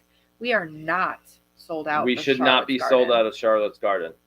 I made that not this past time we made Lotion, but the time before that. So unless inventory is wrong saying, but I checked through that whole website just last night to see what was sold out and what wasn't. Charlotte's Garden should be there. All right. So Sharon asked, you missed my red question about the goat polio. Have you had any with it? So no, knock on wood. We've never had a goat with polio. However, before Deandra came to live at our house, she did have polio. In that case, goat polio can be caused by a couple different things. But in this case, the breeder that Deandra came from, she treats the babies a preventative treatment for coccidiosis or coccidia. Coccidiosis is what you get when you have coccidia. Coccidia is this little, let's say, it's kind of like a parasite, but it's not a parasite. It causes issues in their intestines, and dogs get it, cats get it, and it's not good. And it specifically hits young animals, so you watch for the kids to have like diarrhea or blood in their fecals, and it can really wreak havoc on them. We don't do a preventative, but we do have a medicated feed that we give to the babies that hopefully they get enough of the preventative treatment in their grain, but she was treating with something different, and it can actually cause goat polio. So we don't do that. But she had it, she recovered, she's never had any symptoms of it moving forward. So, but in the event that somebody was to come down with goat polio, we are fully equipped of the symptoms and signs and treatments on how to deal with that. So, yep. 29. Northern Lights asks how many. Oh, never mind. Male goats do you have? We already answered that. 29 male goats. I'm sitting here counting. We don't have 29 goats. Oh my gosh, I'm tired. We don't have 29 goats. I think we do. No, we don't. 16. No. Okay. I calculated it over the summer, and we didn't have 29 goats, and we haven't brought in anybody else. All right, so there's 15 now in that barn. Isn't there 15 plus the one that's not pregnant in there? No. Gia? There was 16 goats with Thor in there. Got it. Okay. So now Thor doesn't live there, so now there's 15. Okay, we have 14 pregnant goats, so plus 15. The 5 out near the boys. 1, 2, 3, 4, 5. Plus the 7 in House Supply. That's 27. That's okay. 29. All right. Never mind. I was off. 27. I thought he asked how many Northern Lights. I thought they asked how many total goats. So we have, hold on. So we have the 2 girls over there plus Thor, Billy, Pie, Thunder, and okay. So there are 7 over there. So yeah, 27. Got it. Okay, never mind. Not a number I wanted to count anyways. Next and that's question. why we don't count it, because Go ahead. Too many. How long are goats' memories? Oh gosh. I don't know. I never asked them like a long-term memory question. Is there any way that Greta remembered that she had small babies, and that's why she's become a hay bully to make sure she eats enough? I don't think so. Yeah, I don't think so. No. I don't know. I mean, you got to understand, these goats, just like deer, at some point, if we didn't encourage them to stay together, like if they were out in the wild and can run around in the woods, they wouldn't after, a certain amount of weeks. Yeah, I don't know. Yeah, I don't think they would. I don't know, because, okay. They're not like buffalo, where buffalo all roam together. You mean herd animals? Yeah, yes, I they get are it. Herd I animals. get it. They're herd animals. They're herd animals. But I don't know. They're all members I think of they this. run around the woods like crazy goats. Okay. All I know is that when we brought Cassie and Amy home, a year later, Cassie passed away and Danica came in. All of our goats treated Danica like the queen, like they thought Cassie came back from the dead. Yeah. They know, okay? Because Cassie in her herd, or not Cassie, Danica in her herd was middle of the road. She was not a queen. She was not the lowest on the totem pole. She was middle of the road. Right. And yet in our herd, she was top dog and was from day one. Yep. Because everybody was like, oh crap, Cassie's back. Yeah, I do think they have memories. And maybe it's tied to smell, but they absolutely know each other. I mean, when Thor and 80 came back, Greta was like, how the hell did you mess that up? Like, why are you back? Yeah. Only set of babies to ever come back. Make me look like a bad mom. There's a question for you. Liz, do you think Sadie will have her babies first? It's absolutely possible. She does it every year. She's in line. Time-wise, she could. Yeah.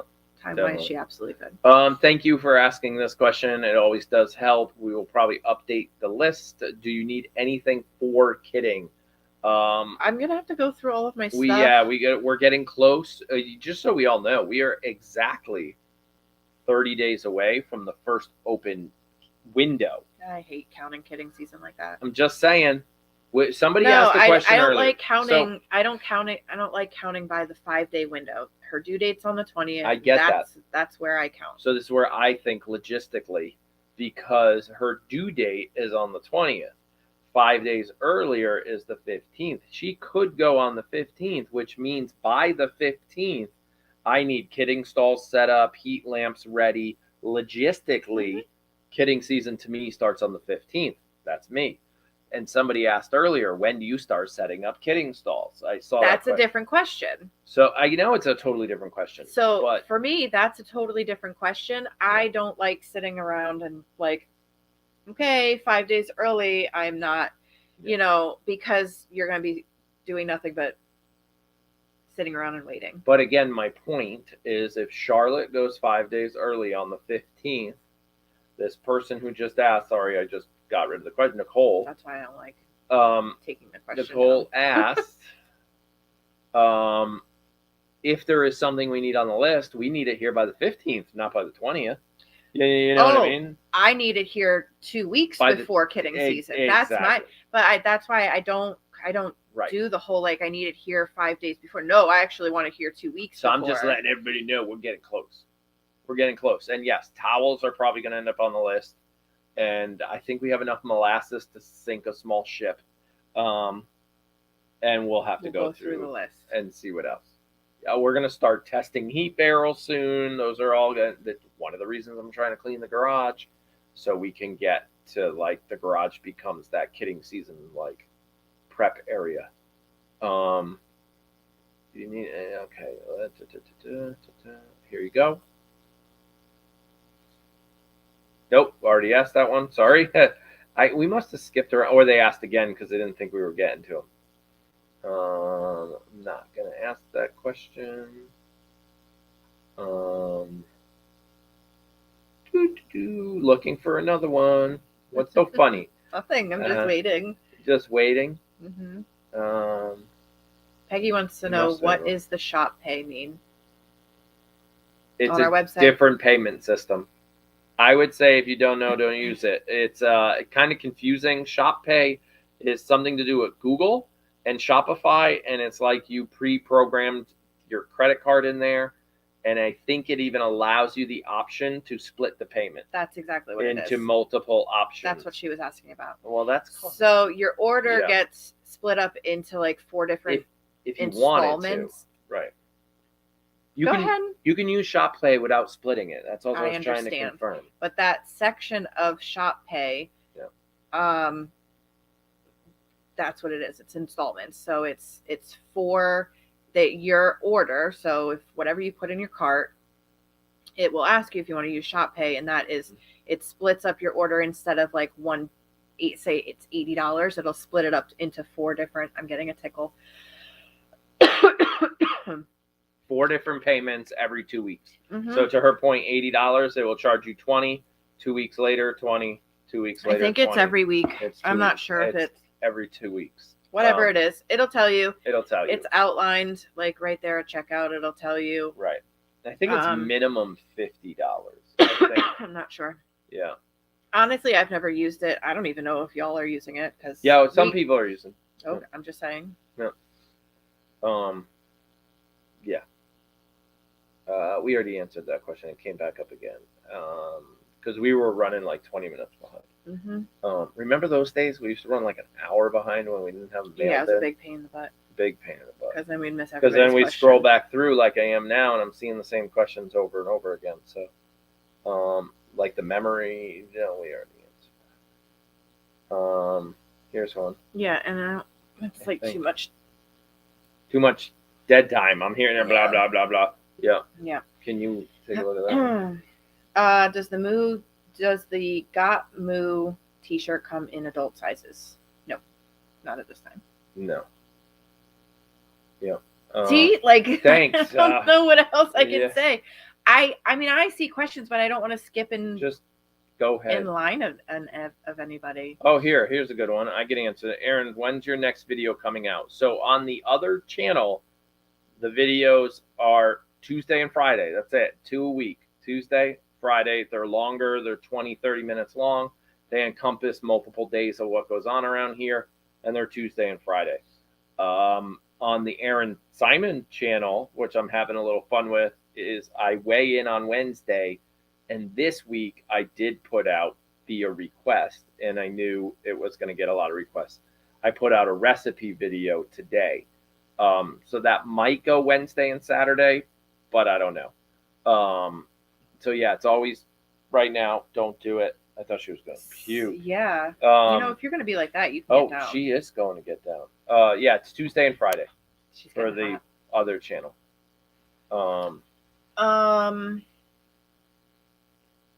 Here's another one. Okay. Will House of Pie ever have a 24/7 cam like at Cassie's Castle? No, probably not. It's not. Yeah. So the reason we're doing like the jump around cam. We are, but I shut the jump around off when we're live here. I understand that. Yeah. When we're not live here doing a Q&A on all other days, we have a cam that bounces around the farm between outside House of Pie, inside House of Pie, outside Cassie's Castle, and sometimes even under the porch of Cassie's Castle. Like to mix it up over there, but no, just having a live 24/7 House of Pie cam just hasn't worked in the past. It's not popular enough, so it's bounce around the farm cam. Yeah, every 10 minutes. I thought about changing it to every 7, keep you guys really on your toes, but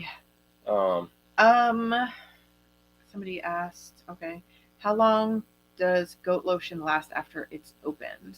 All depends on how much you use it. And that's a very weird answer, but you also have had a bottle. So legally it's 2 years, right? That's best used by is really what that it should not say expiration. Right. That's just what our little label gun has as an option. It's best used by 2-year shelf life. Yeah. Now, if you have it exposed to heat, it's not going to last 2 weeks. Right. It's a natural product. It has a ton of goat milk in it. My preservative is a natural plant-based preservative. It's, it's safe on your skin, but it's not a harsh chemical, so it can only go so far. Yeah, so don't put it in your bathroom window. So it can, room temperature, it's fine. Honestly, at room temperature, it can last. I've had some now for almost 8 or 9 years, and it's still great. Yeah. But, if it's exposed to the heat, somebody asked earlier, what about shipping in the summertime? Is it going to spoil in shipment? And I would say it's happened. But that was shipping to Arizona at 105 degrees or whatever. And it got stuck somewhere. But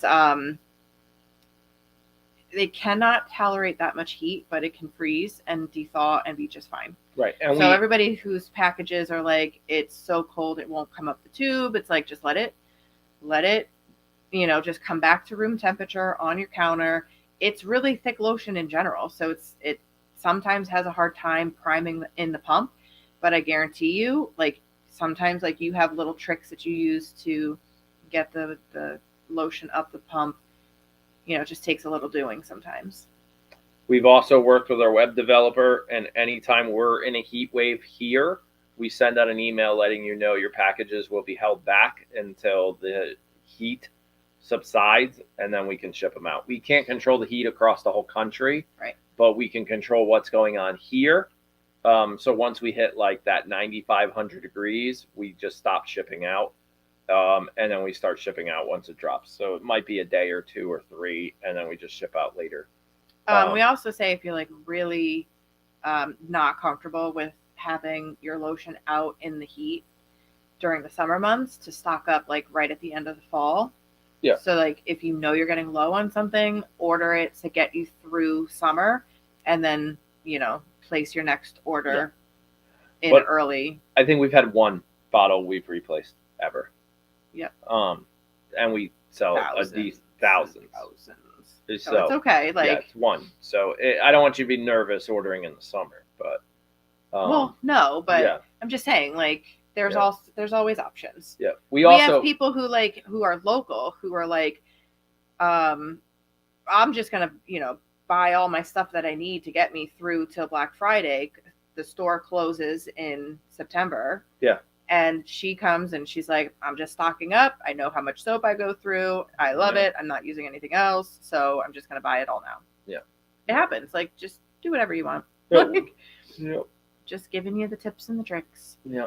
Why doesn't Shyla like Hunter, and where is Miles? So first of all, Shyla's fine with Hunter. Hunter does not like Shyla. I just need to get that out there, because Shyla does not have care in the world about other cats. It's all Hunter.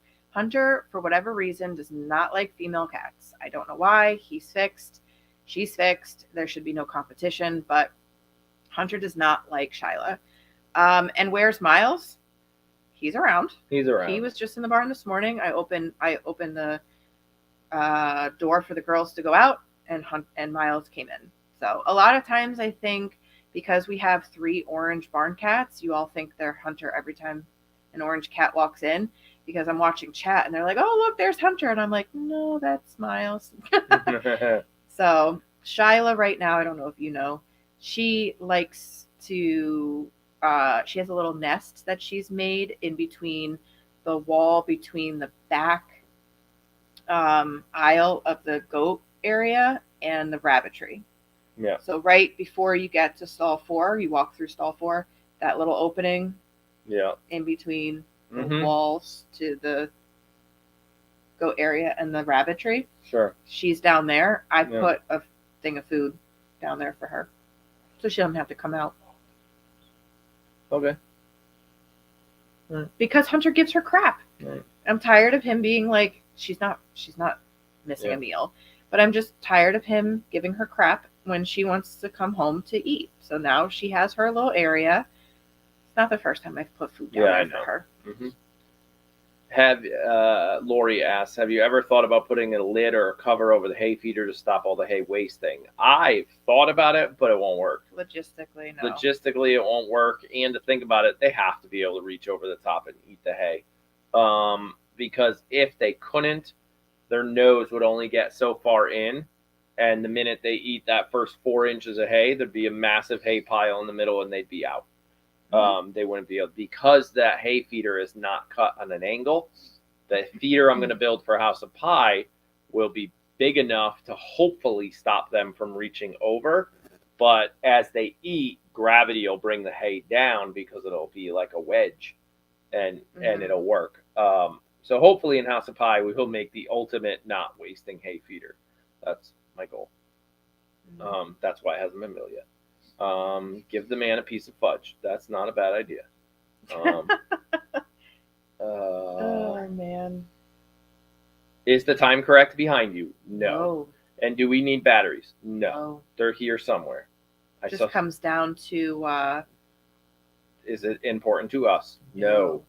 Do you think... do you think Genevieve? No, I know. Do you think Genevieve will have another Moo Moo baby? No. Oh, if she does, y'all know the words that are coming out of my mouth are not going to be family friendly. Yes. No. Listen, if she has another Moo baby, I'm just saying, I'm hoping it's a girl. Oh, man.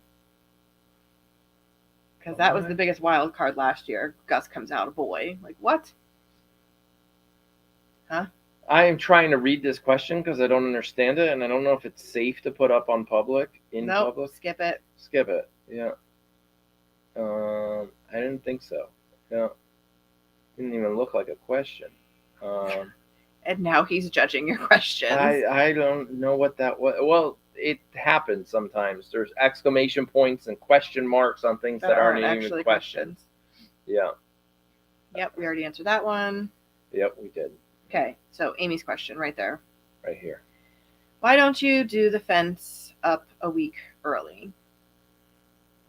For kidding season, I'm guessing. Depends.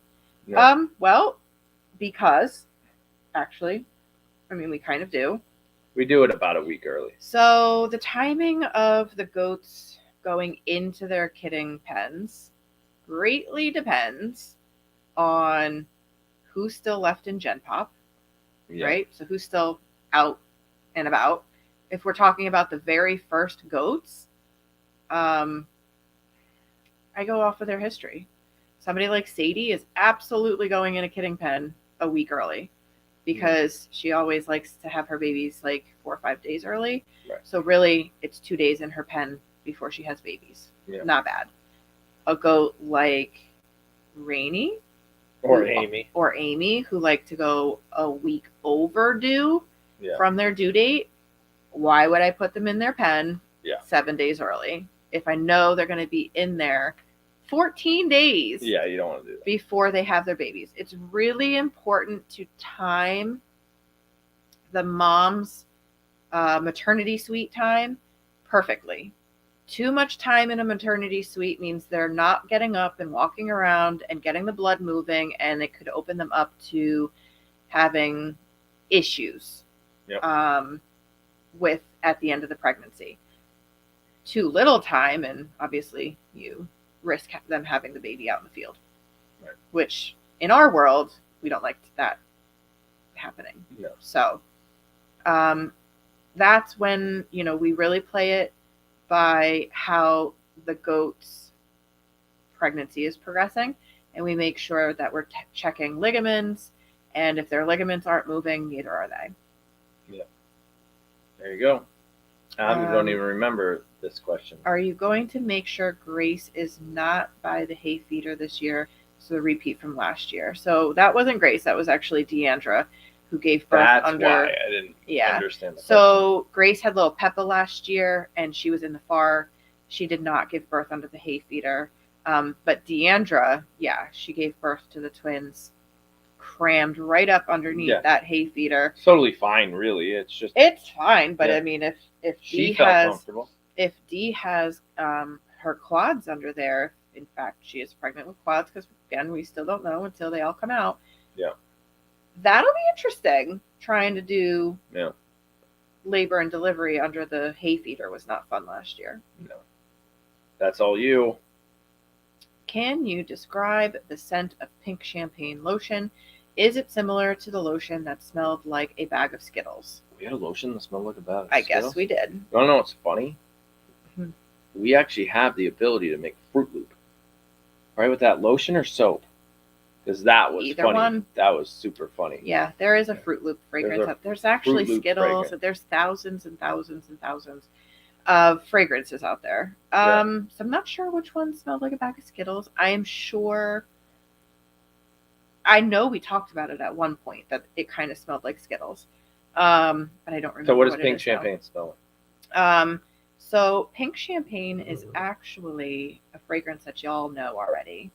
I used it last year in a premium bar of soap. It was I think it was during the Mother's Day collection. I'm just going to read the fragrance notes that I have written on the website.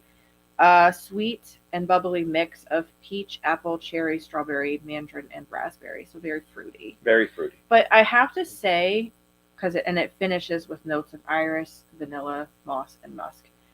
So it's a little warm. But it definitely has that fruity champagne. Yeah, it does. Fragrance. Yeah, it doesn't have that fruit salad smell to it. It's definitely not like a chemically. No. Like I would say Skittles is like, it's a chemical. Yeah, I get fruity. it. It's almost a fake fruit smell. Yeah, a fake fruit smell. This is a light fruit smell. A very light fruit smell. Yeah. But also has like that carbonation smell. I don't know how you describe that. I get what you're saying. But it's that champagne, like that fizz smell. Yeah. It's a nice one. Oh, I want to.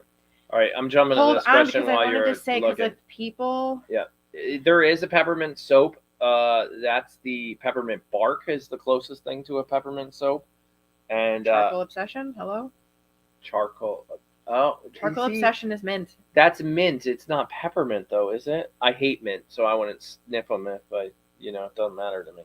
But yeah, Charcoal Obsession is a mint, and our peppermint was the peppermint bark. And the goats kind of like them all. Do the goats want to eat it? Yeah, they kind of like all of them. Go ahead. P.S. I love you. I think. Maybe. No, it's not. It's going to have to come to me. Yeah. Anyway, I've used the fragrance before in a premium soap. And it was one of it could have been Dear Mom. Yeah. Maybe not. Can't remember. Too many fragrances. Have to go look at my notes. So do you have the link to the Amazon list? Bottom right-hand side of our website, all the way down, there's a button that says Get Social, I think is the name of the button. Yeah, there's an easier way to find it. And on that link, you get the link to everything. Instagram, TikTok, Twitter, you name it, including Amazon wishlist, I think is there. Yeah, it should be there, but easier way is to go over to the live cams, and in the description there's a link to the Amazon wishlist. Or Mary B dropped it. There's probably not much on it right now. Right now, the wish list had items that were put there. If somebody wanted to send something to Jake, it's going to come here. We have to review it, make sure there's nothing in it that he's not allowed to have, but then we're going to ship it off to him every Monday. So, yeah, that's the wish list right now. I've added a couple things to it. There's really not much he can have, so there's not much he's really requesting at this time either. So, but right now that's what the wish list has on it. We'll start putting kidding season stuff on it as we kind of realize what we have and what we don't have. I just want everybody to know this question was answered. The light in the back of House of Pie, and I'm trying to figure out how we can do that. Yep. It's a splitter and an extension cord and another light fixture. Yeah. Really, it's a couple. I guess Moo La La can smell like Skittles.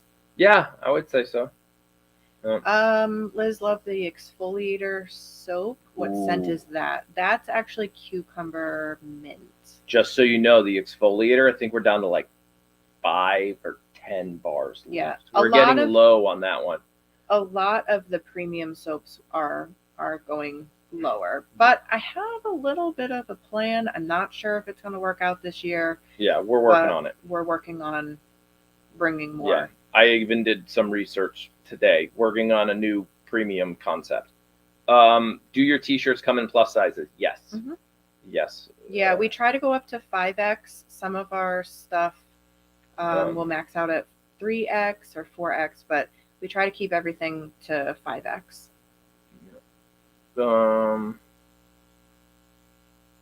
So I took House of Pie down. Oh, somebody. FYI, the outdoor House of Pie cam has been black screen all day. Oh, just the outdoor. Interesting.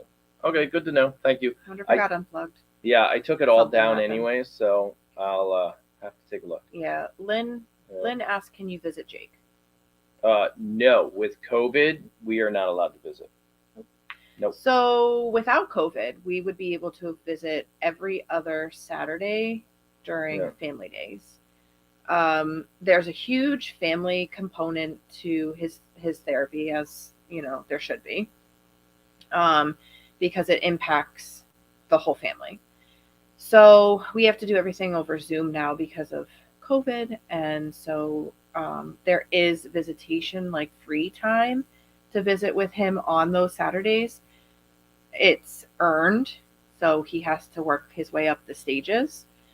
The higher he gets up on the stages, the more time he earns on those daily phone calls. Those daily phone calls go from 5 minutes to 10 to 15 to a half an hour. But also his family visits that we get with him every other Saturday go from 15 minutes to a half an hour, all the way up to an hour once he becomes like community member. Yeah. I don't. Typo Queen asks, "Are you trusting Thor more since he hasn't tried to jump or escape?" No, I don't trust Thor, but he hasn't tried. But I still don't trust him. I am actually having faith in Thor right now, but I think we're also doing a lot to make sure he stays in. So we've changed a couple things that are happening in House of Pie so that he's safe. So this question has been asked in the past. A long word asks, how much goat milk is in lotion and soap? So that would be giving away a recipe, so I'm not going to do that, but I am going to tell you that it's the number one ingredient in both products. I don't mind saying. And most goat milk lotions or soaps on the market, that is not the case. Yeah. I don't mind saying how much goat milk is in each bottle of lotion. Say what you want. What is that giving away anything? Go for it. If you know the exact number. I do. Go ahead. So there's 2 ounces of milk in every 8-ounce bottle of lotion. And there's 1 ounce of milk in every bar of artisan soap, which is about 5.5 ounces of soap. So there you go. And it's the number one ingredient. Yep. It's pretty much the most you can put in order for it to still become a lotion. A lot of people will actually argue that we put too much goat milk in our lotion. We do. Sort of. I mean, we do from a, like, if I cared about all the numbers first, like, when I say numbers, I mean the financial numbers. But no, we want to make a great product. It's also why it's a $20 bottle of lotion. Correct. So natural ingredients, but it's also, goat milk is number one. Yeah. And that's what puts it, makes it be able to stand apart from other brands, other really big brands. This is interesting. Debbie J, are the lights bulbs in House of Pie supposed to flash on and off every 10 seconds after dark? I was concerned last night. No, what they're trying to figure out, the light sensor is like, oh, it's dark out. Oh, no, it's not. The moon just came out. Oh, it's dark out again. Oh, no, it's not. And that's what it is. It's especially on the nights where like clear full moon. Clear full moon. It just, the light sensor is getting tricked.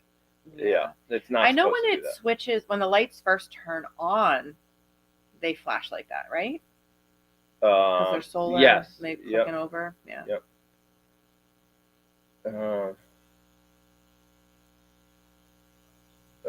So Valency says sounds like a great program. When she was talking about in response to Jake's program he's at. Yeah, Jake. There was a question asked earlier, and really, it's one of those, like, we talked about it. Like, we're not going to share too much detail, but I saw it here. It was in like the 26 questions that were emailed in, and I skipped it on purpose. But it was, how is Jake doing? And we answered that. We didn't answer it here. We answered it before we got to the question. Well, because we answered it. We answered it, and I just wanted to put it back up there. He's where he needs to be. Is basically like the best answer we can get. Yeah, we looked into this program. It was something we looked into actually over the summer. Yeah. At the time, he didn't really qualify for it because of like just what he wasn't far enough along to need a program like that. Like, he was stable enough where the programs that he was in were enough to help him. But yeah, as things progress, things need to change too. So we ended up coming back to this program, and so the process of getting him in was, they want to make sure it's the right program for him, or that they're right for him and that he's right for them. And we had to match. Mm-hmm. Yeah, I think we're done. I think I finally caught up. Okay. Yeah. I think I was like scrolling back and forth just now trying to see if we missed something. Sorry, we answered like 100 questions tonight. It was a big one. It was definitely a big one. We're almost at 3 hours. We haven't gone 3 hours in a long time. Is it really? Yeah, we started at 6. Yeah. I think we had a lot to cover too. We did. Between Jake and Tyler, like some family stuff. Sorry if you weren't here for the family stuff. Yeah, and only the goats. But next time, show up an hour late. If you're only here for goats. Yeah, right. I'm actually not sorry. Kidding. I'm not. It's a joke. Because this is a family channel just as much as it's about goats. The whole tagline, came from the came for the goats, stayed for the family. Like, there's a reason for that. Like, a lot of what makes our farm is the family. So y'all are invested in the kids and their journey too. One more question. Oh my God. I have a question. Why does Bo still headbutt? Did you see who just asked the question? Yeah. So there was a question earlier about Angie and Bo, and I skipped it on purpose. Yeah. Because I was like, that's Angie's goat. But why does Bo still headbutt? And I think she got. I think it's the owner. I think she. No, just kidding. I think she might have taken her first breath still in utero. I don't know. Yeah. Some oxygen was deprived to her head. She's special. Yeah. There's no return policy. Bo's. It did. Nope. I got burned with that once before. Nope. I got Thor back. I can't take Bo too. Nope. Oh goodness. But I'll take visitations. Before we go, actually, I never really talked about this. Wait a second. This is an interesting question. Have you ever thought of doing a refill bottle of the lotions that are on the regular list? We wouldn't be able to do that. To refill. So if you had like lilac or lavender and you want to send it back to us to get it refilled, we make our lotion to, I don't want to say to order, but we pretty much make it. It goes on the website and it's sold. We don't just have it laying around to refill, so that wouldn't work. So I think she means, but I don't know. I think she means like instead of putting lilac in a brand new bottle, send it out in a baggie that she can then squeeze into her bottle that she already has. It cuts down on packaging. It's an interesting concept. I'm just saying. I think that's what she means. I'm not sure. Yeah, I don't know. I have thought of, and nobody do this, I have thought of a bottle recycling program where we can take back the empties, not the lid, throw away the lid, or the pump, take back the empties and run them through a sanitation program and then reuse. But I'm still looking into the FAA logistics on that. It's clearly stated on all of our licensing information that we cannot take product back, including packaging. Right. So that's why we never tell you to return anything that you get from us. If it's, don't ever send anything back. Don't send it back. We have to dispose of it. It will end up in our dumpster. We cannot take anything back. So there you go. I looked into it. It can't happen. Yeah. Meaning he just referred to me. Yeah. Because we cannot take anything back. Anyway, so we got this package in the mail and I opened it up and I almost lost my mind because it was super cute. And she didn't give herself any credit. She's like, I'm not an artist, or a painter and whatever, but it's perfect. So I don't know what she's talking about. This is, I'm going to go to camera. Like a 3D, you can see like the pieces of wood of Moo. Like, it's amazing. So hold it sideways again so they can see the three. Her there cute you go. Little, like, you see how these pieces were glued on, right? They were cut out individually, and it's all textured, not flat. Yeah, they can totally see that. Yeah. It is so cute, and I especially love her pearls and her headband. Super, super cute. So I wasn't going to put it up here because I wanted to see it more often than just like every 2 weeks. And it might end up going in the farm store. But then, I don't know. It's going to travel because it has to go everywhere. Ooh, I think I get next Q&A off. Oh, because Angie's going to be here? I guess so. That's what it sounds like. Oh, poor Angie. Yeah. Yeah, so super awesome. So thank you. I don't know if she wants her name out there, but thank you.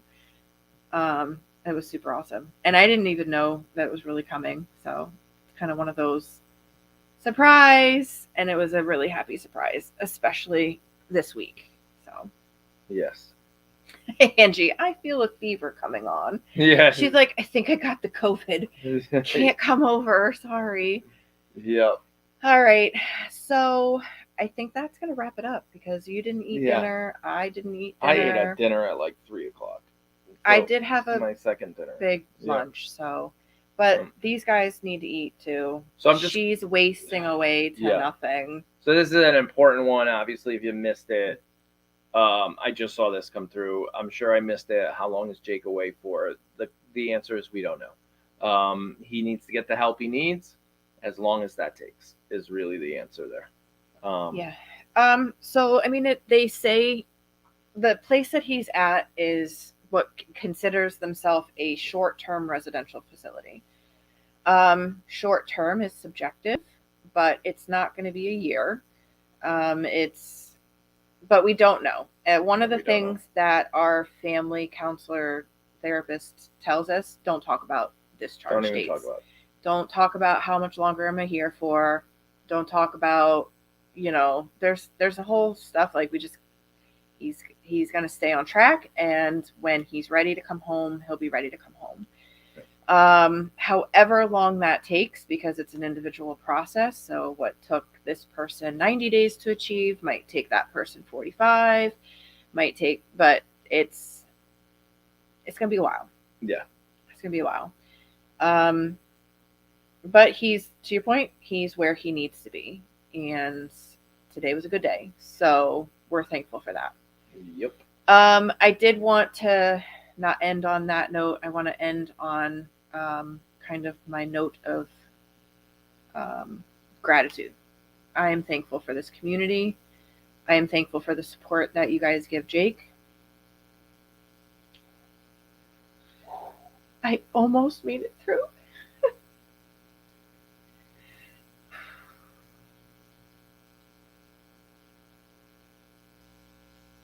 You should have prepared me. I didn't know it was coming. This has been the hardest week. A lot of unknowns, a lot of uncertainty, a lot of change, and a lot of not being able to have this community because we didn't want to share too much. We didn't want to bring a lot, there's just a lot going on. So my thing is to find one thing I'm thankful for every day. My big thing is I was thankful for the phone call I had with Jake today. It was such a drastic difference from what we had yesterday. So I was thankful for that. But along with that is I'm thankful for this community in showing Jake unconditional love because that's what he needs right now. I'm thankful for my close community of like my in-person community. Our family has stepped up and offered so much support. Our friends have stepped up and offered so much support. And so we're thankful for all of you. What she said. You stop it. No. Yeah. Yeah, so much. Yeah. So we're going to get through it. I just know when you're editing a video and you're crying on the keyboard while editing it, you're making it for the right reason. It's a little, it's kind of like, I know when I make really meaningful videos, it's almost therapeutic to do it. 100%. That was my point. Walk through what happened and process it and get it out there and get it out of you onto something that is creative and The video is 11 minutes long, and the point where I cried is when I added the village to it. Because then from there it goes from the village into like the ending of the video is when I almost couldn't get through it, and I'm the one building it. And then the fact that Jake showed it to the people he's there with meant even more. So so I didn't mean to end Q&A on that note. But we do owe you guys a lot. You guys do so much for us. We didn't even tell you that Jake was in residential yet. And we had put stuff on the wish list knowing that you guys were going to want to help. And before the video even launched, the items were purchased. Right. No questions asked. Didn't even ask. I don't know why they were there, but I bought them because I knew you wouldn't put them there unless there was a reason. So thank you for being awesome, because as much as I know you guys say all the time, this channel helps me so much get through my personal issues. You guys help us so much to get through ours. And I don't know what we did to deserve this. So because it's just, it's overwhelming at times, the level of support you guys show us. And it's not just in the monetary way. It's all of these purple hearts. It's all of these prayers. It's all of these hugs and kisses and the love. That means so much to us. It's the fact that we just get to sit here and talk to people, which really we're talking to a camera, but really people, who legit care. Right. Exactly. I don't. Sometimes I have a hard time wrapping my head around. Thank you, Nightbot. Moo is here. Sometimes I have in this very sentimental moment, Nightbot is like, shameless plug by Moo. If you need an emotional support animal, Moo is here to help you. Like, shameless, Nightbot. Yeah. Poor timing. Nightbot's obviously not broken. No. But yeah, it's overwhelming to have so much support. And sometimes I have a hard time wrapping my head around, like, why do these people care so much about us? You know, what is it? Like, but I get it. I do. No, I get it. But then I have these, you know, feelings of like, but why? Yeah. But you guys are amazing. Yeah. So the only reason we can do this is because of you. Right. Otherwise, we would be sitting here talking to nobody. And how weird would that be? Right. Yeah. You know, so really, the only reason we're here is because of you guys. Each and individual all one. Of you. So, like, for those chatters, who are like villagers, members, lurkers, everybody. It takes them all. Yeah. All of you. So, thank you. Yeah. On that note. Yeah. Moving on to another level of. We're just normal people. Yeah. Another level of gratitude. You know, I'm just grateful for all of you. Yeah. Oh, 100%. This one's going to look weird when I put it up there because it doesn't let me put the, but yeah, it was like, it was a tough story to tell. Like, how do you tell this story without telling details? Like, you know what, the 400 people I'm making this video for, yeah, we have 23,000 followers, but really we know it's a group of about 350 to 400. Already rounding up, isn't it 22? I don't know. 20. I don't know what it just clicked to. Was it 22? Whatever. I think so. My point is, it's the 300 to 400 people that are going to watch this in the first 24 hours don't need an explanation. They know what's going on. Like, they watch that video. They've seen the journey. And they're like, oh, I remember that. Oh, I remember the huge Connect 4 set. I remember the French fries. It was a comment in a Q&A a year ago when Jake came home from the hospital and he freaked out over French fries. We talked about that. That French fry was actually just in October. Oh, that was October, right? Yeah. So, well, whatever. My point was they probably, if they're paying attention and have been to the Q&As, they know things that people watching that video have no idea. And that's kind of how it was built. To be like, yeah, this is a story that you will only get if you are supposed to get. Yeah. You know, kind of thing. Yeah. I saw somebody in chat the other day, and she shared her journey, her struggle with mental health, and she's like, I don't know why I'm telling you all this. Yeah. Like, I don't really talk about this. And here I am sharing it in a public chat. Yeah. And it's like, well, because this is the right place to do it. Right. Because I want to get over that. I want society and our if you're sending chocolate, don't send it to me. I'm just saying, I'm done. I'm weighing in on Wednesday. Dark chocolate, but I'm not supposed to have it either. And white chocolate for Jake. But white chocolate, he doesn't do. God, we're gonna get so much white chocolate. You know, it better not be like animal color. No, I'm telling you, if you want to send something that Jake will really like, oh God. No, don't do it. And it has to be chocolate. Oh God. He really likes that. Is it the Oreo cookies and cream, the white Hershey's, one, the bars? Oh, those are so gross. Those are his favorite. Yeah. Just anyway, I can't send those. We're gonna have to save them. He can't have them until he comes home. But yeah. Anyway, but getting back to the chat, like, why don't we talk about it more?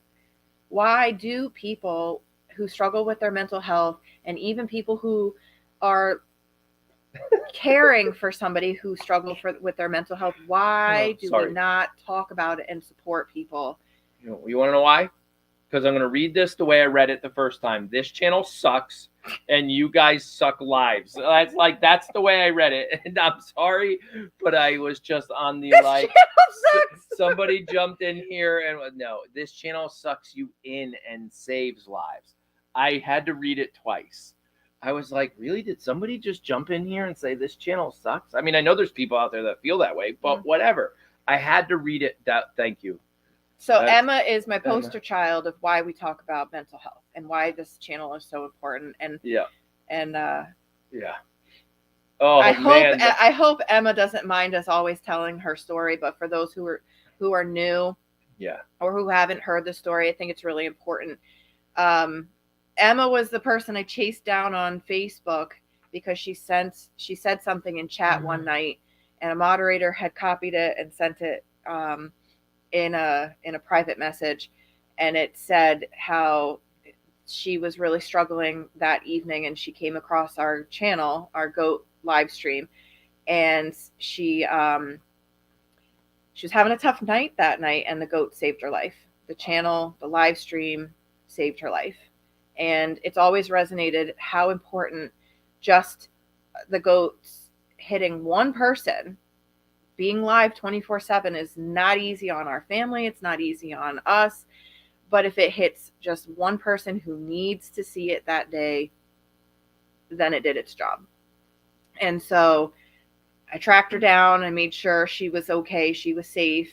Found out she's in the UK, which is even cooler. And, that we made a connection. This little farm in Salem, Connecticut impacted somebody on the other side of an ocean and was able to get them through those moments. Yeah, you're going to make Emma cry. You sorry. Stop. Anyway, I saw another good one. It's not just Emma. I know, it's so many other people that we've 100%. Also. It's just Emma's in chat, and I know she doesn't mind me sharing her story. Yeah. There was another one I saw, and I'm just going to share it too because it is something I talk about openly. Someday I'll write a book about it, but I won't write it. Here it is. Right here. I opened up about my learning disability. So funny one for you, Amy. You'll like this. Quinn comes to us yesterday and goes something like, "Why does phone start with PH and not F?" And Liz explains, "Well, when you put these two letters together," I'm like, "Quinn, go tell your teacher it's wrong. Like, go tell him it needs to start with an F." And he's Let's change the rules. And Liz is like, "No, don't listen to Dad. It starts with a P." I'm like, "The English language is garbage. Tell him it should start with an F. Knife is another one. K. Like, why does it start with a K?" Yeah. It was hilarious. Amy would get that one. Yeah, like it was a good conversation. Like, why does phone start with a PH? It was great. Karen's comment about, "I don't talk about it because I don't want that one person that doesn't believe in mental health struggles to say something mean."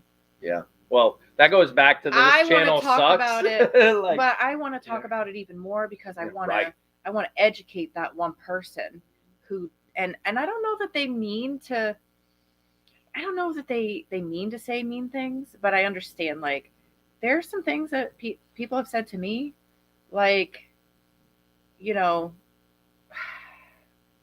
it's insensitive, but it's ignorant. And it's ignorant. So we had that conversation in the car about ignorance. I mean that in the way, like, they don't mean to be mean, but it's mean. Right. It's just something you shouldn't say to somebody who's struggling with their mental health. And also something you shouldn't say to somebody who is caring for somebody with mental health. Like, am I boring you? She is snoring so loud. But yeah, I understand. Like, and I would rather help educate that person and understand. Yeah, that's sorry, I can't get this leg to move. There are so many stigmas because it's invisible, because you don't see it. But you do see it. You see it in the fact that some people, like, present in different ways. Like, that person who has excluded themselves from your friends group. Well, there's a reason for that. So we could get into it, but we shouldn't. Yeah. No, it goes back to the same, and I mean, it's a lighter note. The person that complained about a $14 bar of soap. Yeah. That's uneducated. You have no idea what we do. And I'm not calling you stupid when I say it's uneducated. I'm just saying. You just don't know. You're thinking the word soap means $2 or $1 at Walmart. It's like, you don't understand. Right, there's just different levels. If you want it, fine, buy the Simple Suds. It's only $7. Are you going to complain about that one too? Yeah, well, it's fine. So that's the like, whoa, your first comment, so that's You know, and I bet you, and Gary Vee, I talk about Gary Vee all the time, and he says it. Like, you'll sit here and complain about a $17 bar of soap or a $14 bar of soap, but you're drinking $5 coffee and for one cup, and you're complaining about that it has the wrong milk in it when it's wrong.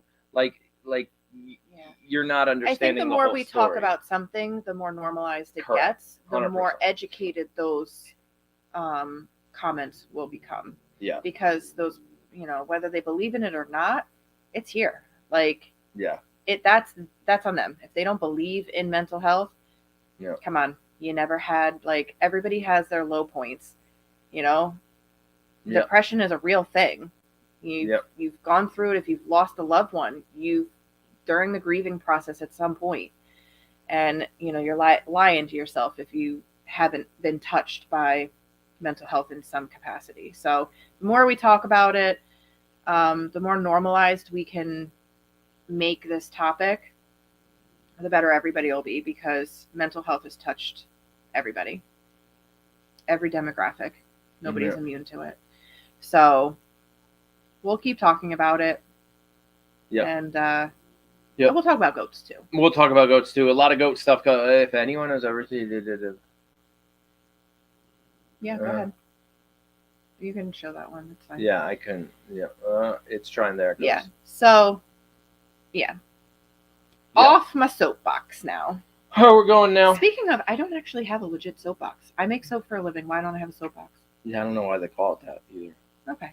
Those are a box. Gotta find me a soapbox. No, you don't. Whatever a soapbox is. Yep. Get on it. Yep. All right, we're good. We're going now. All right. See you later. So, yeah. We broke the 3-hour mark. Literally 3 hours and 6 minutes. Thank you for the 289 people who stuck with us. We only lost about 100 people. It's okay. We were almost at 400. Yeah, you're right. 389. We're up in that range. But it was a good one. Once we stopped talking about goats, they left. I'm just kidding. Well, we gave them about an hour's notice that we were going to stop Q&A. We were done, and then we went another hour. Yeah. This is the Simon effect. Happens to our friends all the time. They say, you know, I'll come over for like an hour, but I got and then they're here for 3. 6 hours later, Angie's leaving. Yeah. And Javier's like, I knew I was cooking dinner. Yeah. And you left at noon. Yeah. All right. So we're going. Thank you. Thank you. And we will. And look, Piper's getting up. Like, we're going now? Yeah, she knows. Yeah. Next Q&A, right? 2 weeks. Is that like the next thing? Yeah. You don't have anything in between now and then? No, not that I know. Let's see. 2 weeks from now is the 29th.